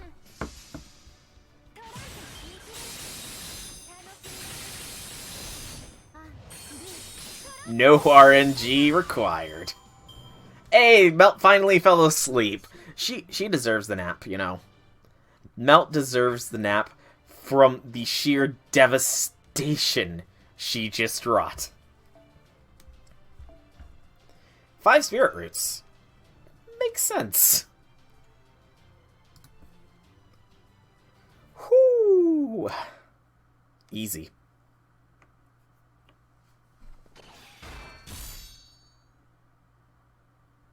We did it. We did it. We did it. Yay, we did it. Well, this was unexpected. Your combat capabilities, engineering prowess, control over your state of mind, and your vicious tenacity to make the most of those traits in these abnormal spaces is impressive. However, my true body is still alive and well. Do you actually believe you'll be walking out of here alive? Fran, get goey. Aye, aye. Can you get out? No? Huh? Don't move, okay? I'm sorry. No apology. Just smile. Okay, let's go. I'll carry you. Close your mouth. I'm gonna run real fast. Hurrah! It's no use. I told you, it's no use. I need backup. Hold on, I'll have Limdurless get you more rescue resources. No, you won't. I've cut off your communications and your escape routes. None of you are leaving here alive. Are we done for? Fran, I'll use my noble phantasm. Huh? Isn't that bad? Don't worry, this is a different one. A whole other noble phantasm. I think I can use in the spirit origin. But I'll need a whole minute to paint it. Please, buy me some time, Fran. Got it. Stop that. Nuh-uh. Van Gogh's entrance of hope and despair. The shattered, abandoned remnants of dreams. But I'm still gonna paint this, or my name isn't Clyde Van Gogh. Here in this sunlit room, its exterior yellow and interior white, I must paint a picture of hope, both for myself and my friends. Within these warm walls, which keep the mistral's gusts at bay, in this land devoid of shadows, I will shake your hand with the best of wishes for our delicate friendship. Let there be a street towards the yellow house, where my friends and I can live in peace. Het gele huis. Oh? Van Gogh once managed to reach another power from beyond. This is it. Protection and blessings for my friends. Destruction and disaster for my enemies. This will help you bring us out of here. Okay, interesting. There is a canonical reason for why Van Gogh's NP is as it is. Okay, that's pretty cool. Okay, I can do this. Charging complete. Big electric sure hit. Shocking kaboom. Skewered plasma blade. This can't be. Okay, so I'm definitely going to have to look up who exactly the outer god that is associated with Van Gogh is, if it has already been said. It's about time you showed up. First comms go dead, then the after effects of your absurd noble phantasm make my legs tingle. What are you doing in there? Made Melt's legs tingle. It gave her feeling in her legs. Okay, Van Gogh, you instantly are very valuable in my Chaldev. You could actually give Melt the sensation in her legs. Sorry, we managed. You two do know you've been cursed, right? Like a lot? I'm sorry. It's a side effect of my noble phantasm. Let's go back before we die. If it's not one thing, it's another with you two. Bridge, I got Van Gogh and Fran. We're getting out of here. Raiko, you're up. It's the Yellow House picture. That's the outer god? Okay, so it's been a very long time since I've had this much energy at my disposal, both magical and otherwise. And now, at long last, I have no longer any worry to keep silent. So I'll gladly channel every last drop of my devotion to riddling the world of evil in this attack, and shout out loud and proud with every fiber of my being. The Vajra of Gozo Tenno, reincarnation of the goddess Indra, lance of divinity made from sacred bones. Come forth and annihilate all evil. Vajra of Indra. Oh, we're not getting a cutscene again. I liked those cutscenes. They were unique. This is Yang. I just heard some huge running sound. The enemy structure is collapsing from the inside. I see too. We did it. I'm not saying that. By the way, Lambda, could you maybe get me the heck out of here? Hey, quick. I'm about to lose my footing here, and it's triggering my PTSD. Don't you know that escorting princesses is one of my highest priorities? I've already sent a collection team on your way, so just sit tight. Oh, and Bridge, just for the record, both Van Gogh and Fran are safe and sound. Thank goodness. Smash, we did it, Senpai. We really did. We sure did it. Alright, so show me Van Gogh. I'm looking her up. Mission complete, everyone. Great work. Nemo series, prepare to withdraw. Earthlings. Who said that? I appear to have snatched defeat from the jaws of victory with my lack of foresight. And you, in turn, have refused your chance at the second best outcome you could have hoped for. A peaceful, even gentle annihilation. A pity. Goodbye.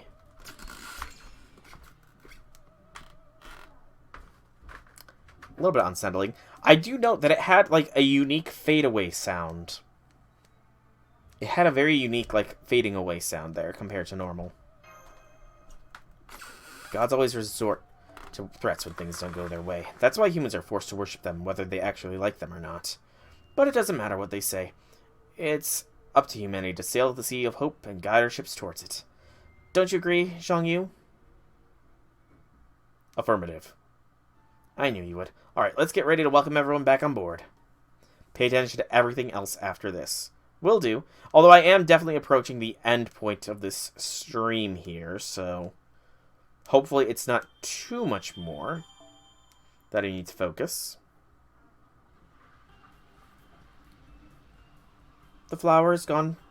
You completed all main quests unlocked by Void Survey Points. You can continue to acquire Void Survey Points to acquire even more event rewards. Explore every nook and cranny of the Void Sea.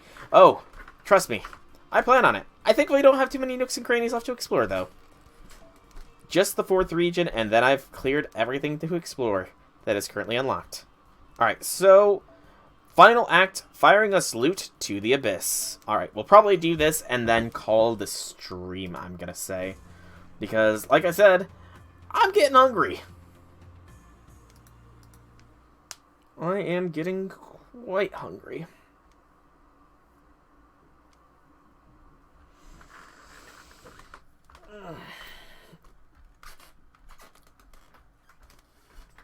You know, I'm going to wait until after the event is done in full to find out who exactly Van Gogh's Eldritch connection is.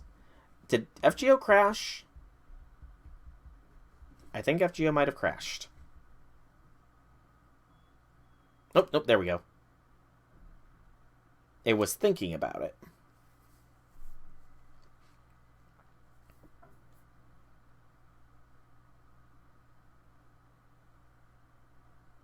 Well, everyone, I'm proud to announce Operation Imaginary Scramble is complete and without a single casualty. And it's all thanks to all of you crew and passengers alike. In fact, I'd say you're all part of the Nautilus's crew now. I only wish I could have been a better leader. I was a complete failure as a captain from start to finish. Don't be silly, Nemo. You're great. Master is right. You were all so cool when you called out to me back there. Even just remembering it makes me smile. It's true. Nobody here is at all disappointed by your performance as a captain. Now you're just embarrassing me. Still, I do feel like I've learned and grew a lot on this voyage, despite being a servant. So once again, thank you all of you. Applause! So, how are we going to get out of this place? As a matter of fact, Van Gogh and I have already discussed that. By the way, is it alright if I call you Van Gogh? Would you prefer Clyde? Van Gogh's fine. I still have Vincent Van Gogh's talent and can paint the same paintings he did, so I think it suits me fine. I might still end up going through my occasional identity crisis in the future, but in general I'm looking forward to being a Greek girl who uses Van Gogh as a pseudonym. A pseudonym, huh? I'm all for it. Go ahead and call yourself whatever you like. Say, once we get back to Chaldea, how'd you like to collaborate? Oh, that sounds amazing. Although the Van Gogh part of me feels like I'm supposed to criticize you incessantly until you get sick of me. Hey, just because you got Van Gogh's memories doesn't mean you got to do everything he did. Oh man, 2 art legends working together before my very eyes. Sugoi incredible. I've never been happy to be a heroic spirit. I'm also terrified for what this means for next year's Servant Fest. We need another Servant Fest. We need to have another one, I think. We need another Servant Fest event. So, Clyde Van Gogh is essentially her own person. Okay, that's fair. This is all delightfully heartwarming, but it's also taking us quite a way off track, no? You're right. Sorry about that. Okay, let me explain. This final area has lots of resources just floating around from the wreckage of my giant spirit body. So if we combine those resources with the surplus we already have on the ship, the Nautilus can transform them into pure magical energy and make them into a holy grail. Really, is that even possible? Luckily, there is so much magical energy here that I can easily meet the conditions to make a holy grail just by altering the void space a little. Once we have the holy grail, we could use it to restore void space back to how it used to be, no problem. We could even give it new protections that'll make it harder to be invaded again. After that, the Nautilus can easily emerge from its zero sail, and Chaldea can collect the rest of the Holy Grail. And just like that, everyone's happy. There you have it. That should work, right, Professor? The idea of using powerful artifact like a Holy Grail as casually as any other item is pretty humbling, but it does definitely seem like possible. If you like, I could do it right now. Sure, go for it. Okay then, here goes. Maybe you could all talk about something else while I do this. It'd be kind of awkward otherwise. So the Marines are basically autonomous familiars now, huh? Yep, thanks to a certain tomboy servant messing with them. Can't have them revolting on us again, can we? Sorry about that. Wait, hold up. I don't remember doing anything to mess them up. I hate to say it, but I think this just goes to show how much weaker we were deep down than we realized. I don't buy that. We had to scrutinize ourselves intensely to split up like this in the first place, after all. I think it has a bug in the memory partition process. I don't know. Captain can be a real imbecile sometimes. What do you think, Baker? Gosh, I don't know. It's hard to say. You can't pick a side, huh? Hey, Fran. Here comes the real deal. Oh, boy. What happened after we lost contact? Oh, Van Gogh used another noble phantasm. It was all... Dun dun dun. Kablam! Sounds awesome. Yes, I would have liked to see what kind of picture it was, too. Oh, maybe it was Le Pere Tengai, the one she used back when she saved our lives the first time. Huh? Le Pere Tengai. Oh, you able to talk while doing that? Sorry. Oh yes, talking should be fine. Anyway, I actually can't use that noble phantasm. I was relatively mentally stable when I painted that picture, so on the other side, those on the other side were never really interested in it. As Clyde Van Gogh, the only noble phantasms I have are Die Strnacht and Het Gele Huis. I can still paint the picture, though. But why did we start talking about Tengai, anyways? Well, anyway, while we're talking, I just about finished the Holy Grail. I think the first one who brought up Tengai was... I mean, I actually do remember having Van Gogh use a noble phantasm. Oh.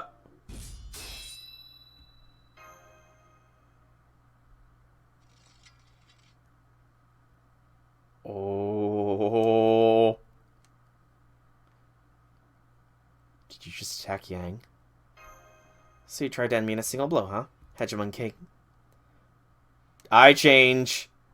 Too bad it didn't work. Even your insanely sharp blade can cut me off from the chaos of the stars. Curse you, ruin of nations. Master, I'm afraid the rest is up to you. Shang Yu. Lady Yang, what are you doing? Thanks for the Holy Grail, Goey. I'll be taking this now, okay? Stop. Burns. I don't want to hurt you if I don't have to. We're both foreigners, and besides, I like you, so just stay back.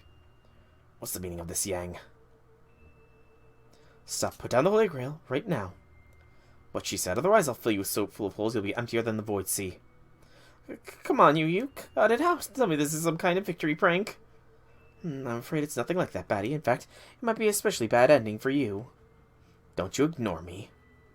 Don't worry, Master. I'll put an end to this. I know I may not look it, but I'm actually a pretty hard worker. And I've been working extra hard studying for weaknesses to make sure none of you could stop me here. So I don't think anything you try will work. Now let's try this again, Master. I'm gonna neutralize you now, okay? Just kidding. Oh. Burn them all. What are you doing, Marine? Get away from me. Quit it. Let go of me, Hamate. Hey, watch where you're grabbing me. I'm a star, you... Huh? I quit liquefying my body. Yeah. Baker, not you two. What's wrong with her, Professor? I don't know. She and the Marines are all completely out of control. Captain, I think it's time to use your root level authority. That's not working either. What did you do, Yang? I gave it our little gifts and made sure all my bases were covered while I waited for you all to let your guard down. Oh! The charms were a freaking trap! So now that it's the final stage and I'm positively overflowing with ultra power, I decided it was finally time to make my move. Aldrich, of course. Can't you feel it all around me? No, you're just being ridiculous. Oh, but I'm not. I'm very serious. Eldritch power is an indescribable and incredibly evil power that comes straight from the outer universe. Yeah, I did wonder about that. We had mentioned earlier of, why do I remember Yang? And I was trying to think of it as well, but yeah, this is the first story appearance of Yang. Which is awesome, honestly. It's often tied to madness and used by an evil god to bring great disaster upon you all. Say, for example, making the summoning system bug out and connect directly to the throne. Oh, I'm sorry. I guess I don't sound very serious right now, do I? Let me fix that. Good day to you all once again, crew of the Nautilus. Though I bear you no ill will, I'm afraid my ultimate goals and yours' continued existence are mutually exclusive. So must be your enemy now. This is all my fault. If I hadn't used Distranich, then Lady Yang would have never been allied with an evil god. Oh, no, Lady Vango. Judging though your concern is, it's laughably inaccurate. Did she? I don't remember her in the, board game. Although, did that event not take place after Olympus? Which technically, this takes place before the Atlantis Singularity, I want to say. Does that mean you've been betraying us from the very start? Obviously, I too am a foreigner who heard the call and came through here through the throne. Deeper, deeper, further, further. That can't be right. The evil god was haunting me. Only had me call out to gods from the same alliance. I know it reached Hokusai, but none of the others made out so much as a peep. Yes, that's true, but fortunately, my beloved Emperor has more than the necessary connections to vacate a seat with me. For me. And since that accursed being seems none the wiser this time, my beloved Emperor ordered me to take advantage of this vacated seat to let my hair down, so to speak. So I made my way to the throne and answered the summon just as planned. Isn't that right, Emperor? Master. Oh, ho, ho, ho, ho. I swear, Emperor, you played it so cool. You had me a bit worried at times. Still, even knowing we're just playing around, it has been the thrill of a lifetime watching to follow your orders. At any rate, now I have a Holy Grail, and just as we planned, what would you have you do with it, my beloved Emperor? Oh, okay, I'm...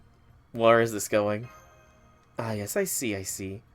So you wish the festivities to continue for even more feverish dancing than before. Senpai, what are you saying? The charm, oh, the charm that she gave us too.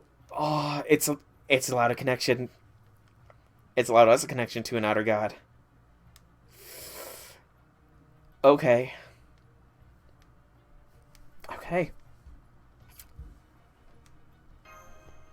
Don't listen, Mash. She's mad. Huh? What? Now I see, in her delirium, she's completely given in to the voices in her head. You're one to talk, soul. Just say the word and I'll kill her right here and now. Wait, stop. Come on, you. Snap out of it. This doesn't make sense. I could have sworn you were telling the truth when you made your summon pledge. Oh, as I recall, I said something along these lines. I'm aware that I, too, am a defender of humanity. I have no desire for revenge. And of course, since my beloved Emperor has no desire to see humanity destroyed, I will gladly ignore the temptations of other gods and devote myself wholly to him. To that end, I am even prepared to be bound with a command spell. However, Emperor, if you were to wish for depravity or destruction, I would not hesitate to enact your will. Now tell me, my beloved Emperor, what is your command? You know, I think there's only one right answer here. Depravity. Senpai? Oh, there, no more crystal. I can speak! Yes, your wish is my command, my beloved Emperor. Forget it, please! Holy Grail, my Emperor decides feverish festivities, a banquet of depravity and destruction. I therefore summon the dark dancers of the stars, the foul foreigners, who've long been lurking at the edge of the abyss. The heroic spirit summoning system just activated by itself.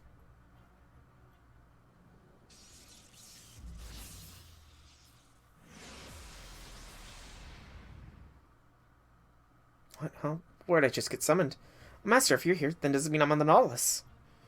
What's this? It seems mysterious here in X6 has picked up the scent of a hidden extra mission. Overtime Bay, here I come.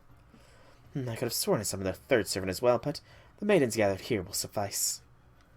So she also tried to call Voyager, I'm guessing. Now allow me to infuse you with eldritch power. Oh, what kind of craziness have I got myself into now? Not me too. Sorry, Master, I really am a bad girl.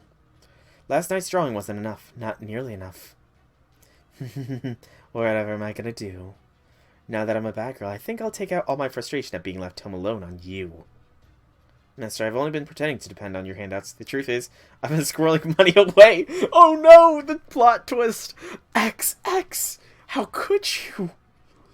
I've been studying hard in between missions and making solid, boring investments in space stocks, space finance, and space cryptocurrency. Oh no, XX. Also that I can eventually make my way out of this seemingly endless hell of work for the spaceman and enjoy something like retirement in my old age. I ask of you, are you my fiancé? If not, you have no right to mess with my side gigs. So, sorry about this, Master. Once I saw Oi kicking up a storm, I couldn't help but want to get in on the action myself. I want to take all my ink and just dump it out into the void sea to paint my heart's content. You can give me that much, right? Behold, Emperor, the dancers you requested are here and ready. All the embodiments of evil you could ask for, the spine-tingling charms of the inner palace, right before your eyes. Now we will hold a festival in indescribable madness. We will sing, dance, shoot, kill, and fight for control of the Void Sea. The winner will earn the right to fight over the next era on Earth. That's right, the great Forerunner Festival Void Sea Scramble you've asked for is finally about to begin. You've stopped listening to me, haven't you, you? It's not that. She was never listening to you in the first place. We never just know she's so damn smart. On the surface, she pretended to help us, but on the inside, she's an insane and conspiratorial as Hime and Raiko. That was uncalled for. I'm just a little more motherly than my other spirit origin is all. No, Lambda's got a point. Looks like you Heroic Spirits are saying something, but I'm afraid I have no idea what it is. Now, come, dancers, claim your territories, paint the sea with your preferred color, and partake in territorial warfare while we wait for our Emperor to grace us with his presence. The winner shall take all, both from the seas and the Emperor. Now let's be on our way.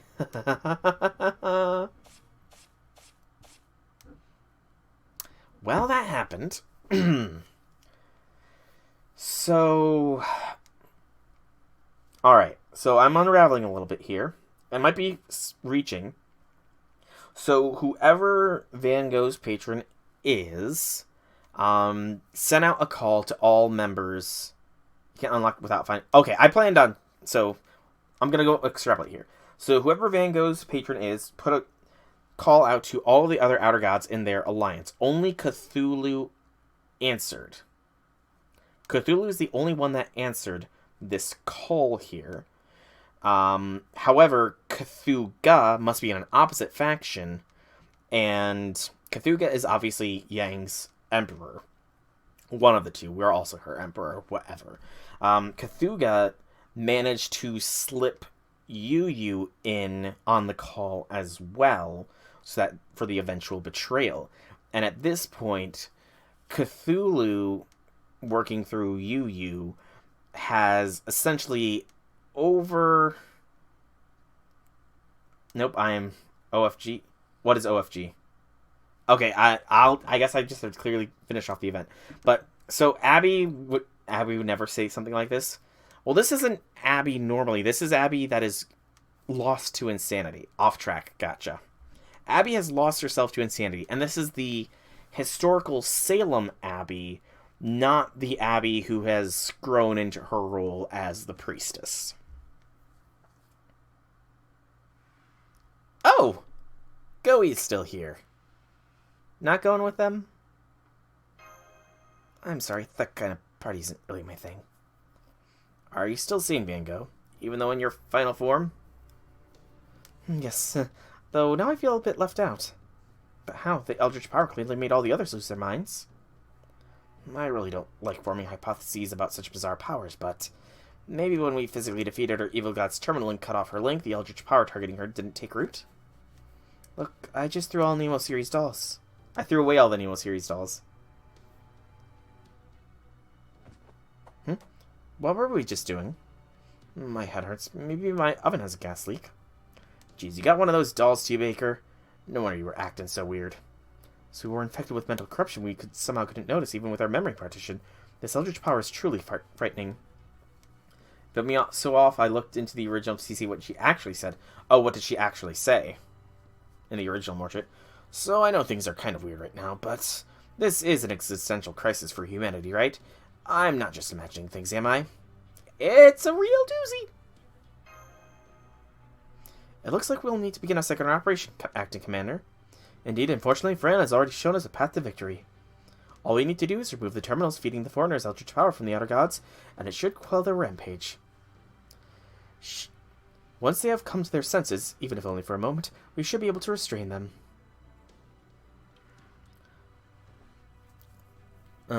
Pretty sure this is your Chaldea Abbey. Yeah, because there are two distinct abbeys.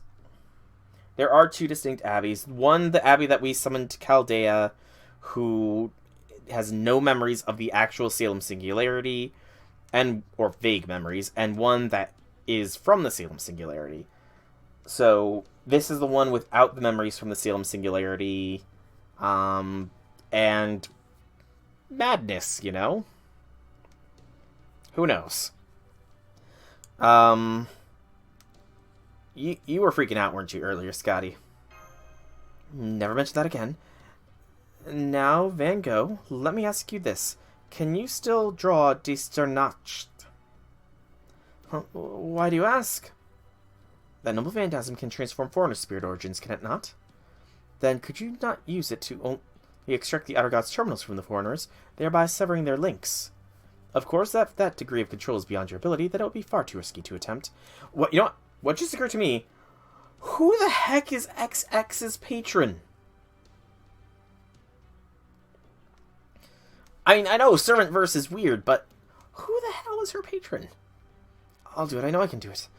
Now that I'm free of that evil god's tentacles, I'll do whatever it takes to be more helpful, Master. Besides, if I can bring everyone back, that would be awesome. I've always wanted to be the MVP.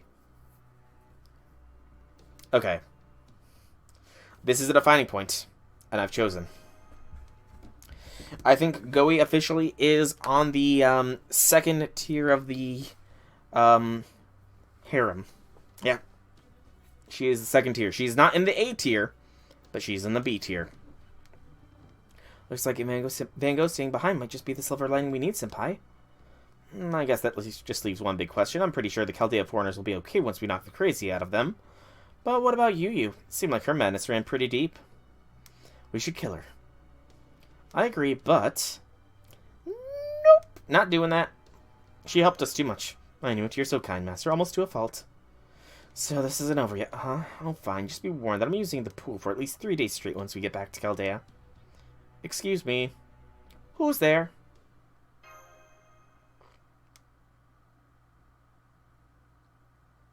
Seems in all the commotion, I was summoned along with the others. I tried to announce my presence, though it fell on deaf ears amidst the foreigners' obnoxious ravings. Not one of you acknowledged my presence. Would it be alright if I cried for a bit, Master? Yeah, This is out of left field. That does nothing to make me feel better. Wait, no, you're the insolent fools who should be begging for forgiveness for failing to notice my imperial presence. I should carve my crest into your hides for this. Oh, I know. I know very little of Cthulhu lore. I only know, like, some basic facts about the big ones. I know basic facts about Cthulhu, Cthulhu, Nyarlathotep, Yog-Sothoth, Azathoth, Shub. I know some stuff about Shub.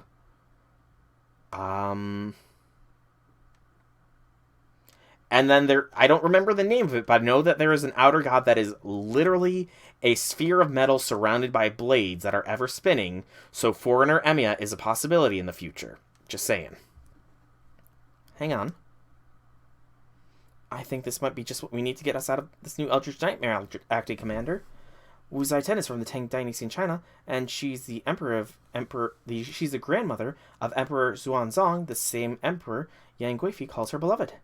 With that kind of connection, I think we might be able to restore Yang to her senses as well. Please help us?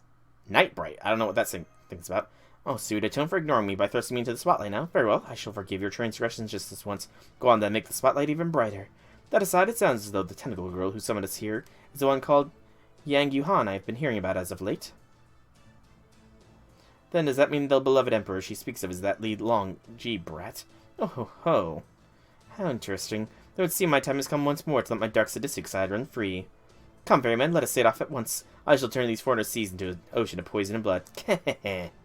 Oh, I know that one isn't here yet, but I'm just saying, it means that it's a possibility for an Amiya foreigner if there is literally an elder god that is blades, you know.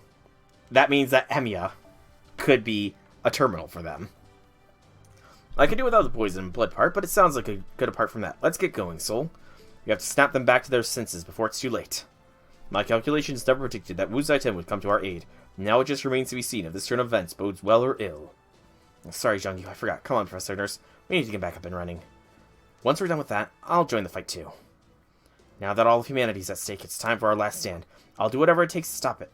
I'll even use everlasting protection of the Sui that dwells within me for hand-to-hand combat. Skahadi, Osakabehime, Zhang Yu, Van Gogh, all of you, this will be our last, most difficult battle yet, but I know we can win together. Nemo! I'm so happy we'll get to fight together. Oh, and since Lady Yang is obviously isn't here to protect visuals, we can see on devoid entities anymore, I'll do my best to take her place. I'll also diffuse the rainbow-colored arcade so we can perceive it safely and make the bridge a little bit more cheerful, since we all need the mental soul. We need all the mental solace we can get. So I'm very much turning towards liking Goei, you know, but this form still creeps me out, especially with that expression. I'm not gonna lie, that form is a little creepy. After all, from here on, we'll be facing something completely different from the logical match void world we've seen so far. Now it's a void full of otherworldly malice and outer space madness. So I have to hide it with rainbows and caricatures, or else we'll all go mad ourselves in an instant. Oh, and if you happen to notice an imperceptible hostility when I'm cautiously painting, please make sure to close your eyes, okay? Noted, Goei. Noted. Abby is the one who shouldn't die. Servant profile for Van Gogh has been updated. Sure. So we'll be all the way at the bottom here. As a patchwork of made up of many things, Van Gogh constantly endures an unending identity crisis. The anxiety soon drove her mad, changing her own spirit origin into an evil god of flowers that has potential to single-handedly initiate a crisis that which may lead to the end of humanity. But before that happens, can you give her a stable sense of self? Her master's burden is a heavy one.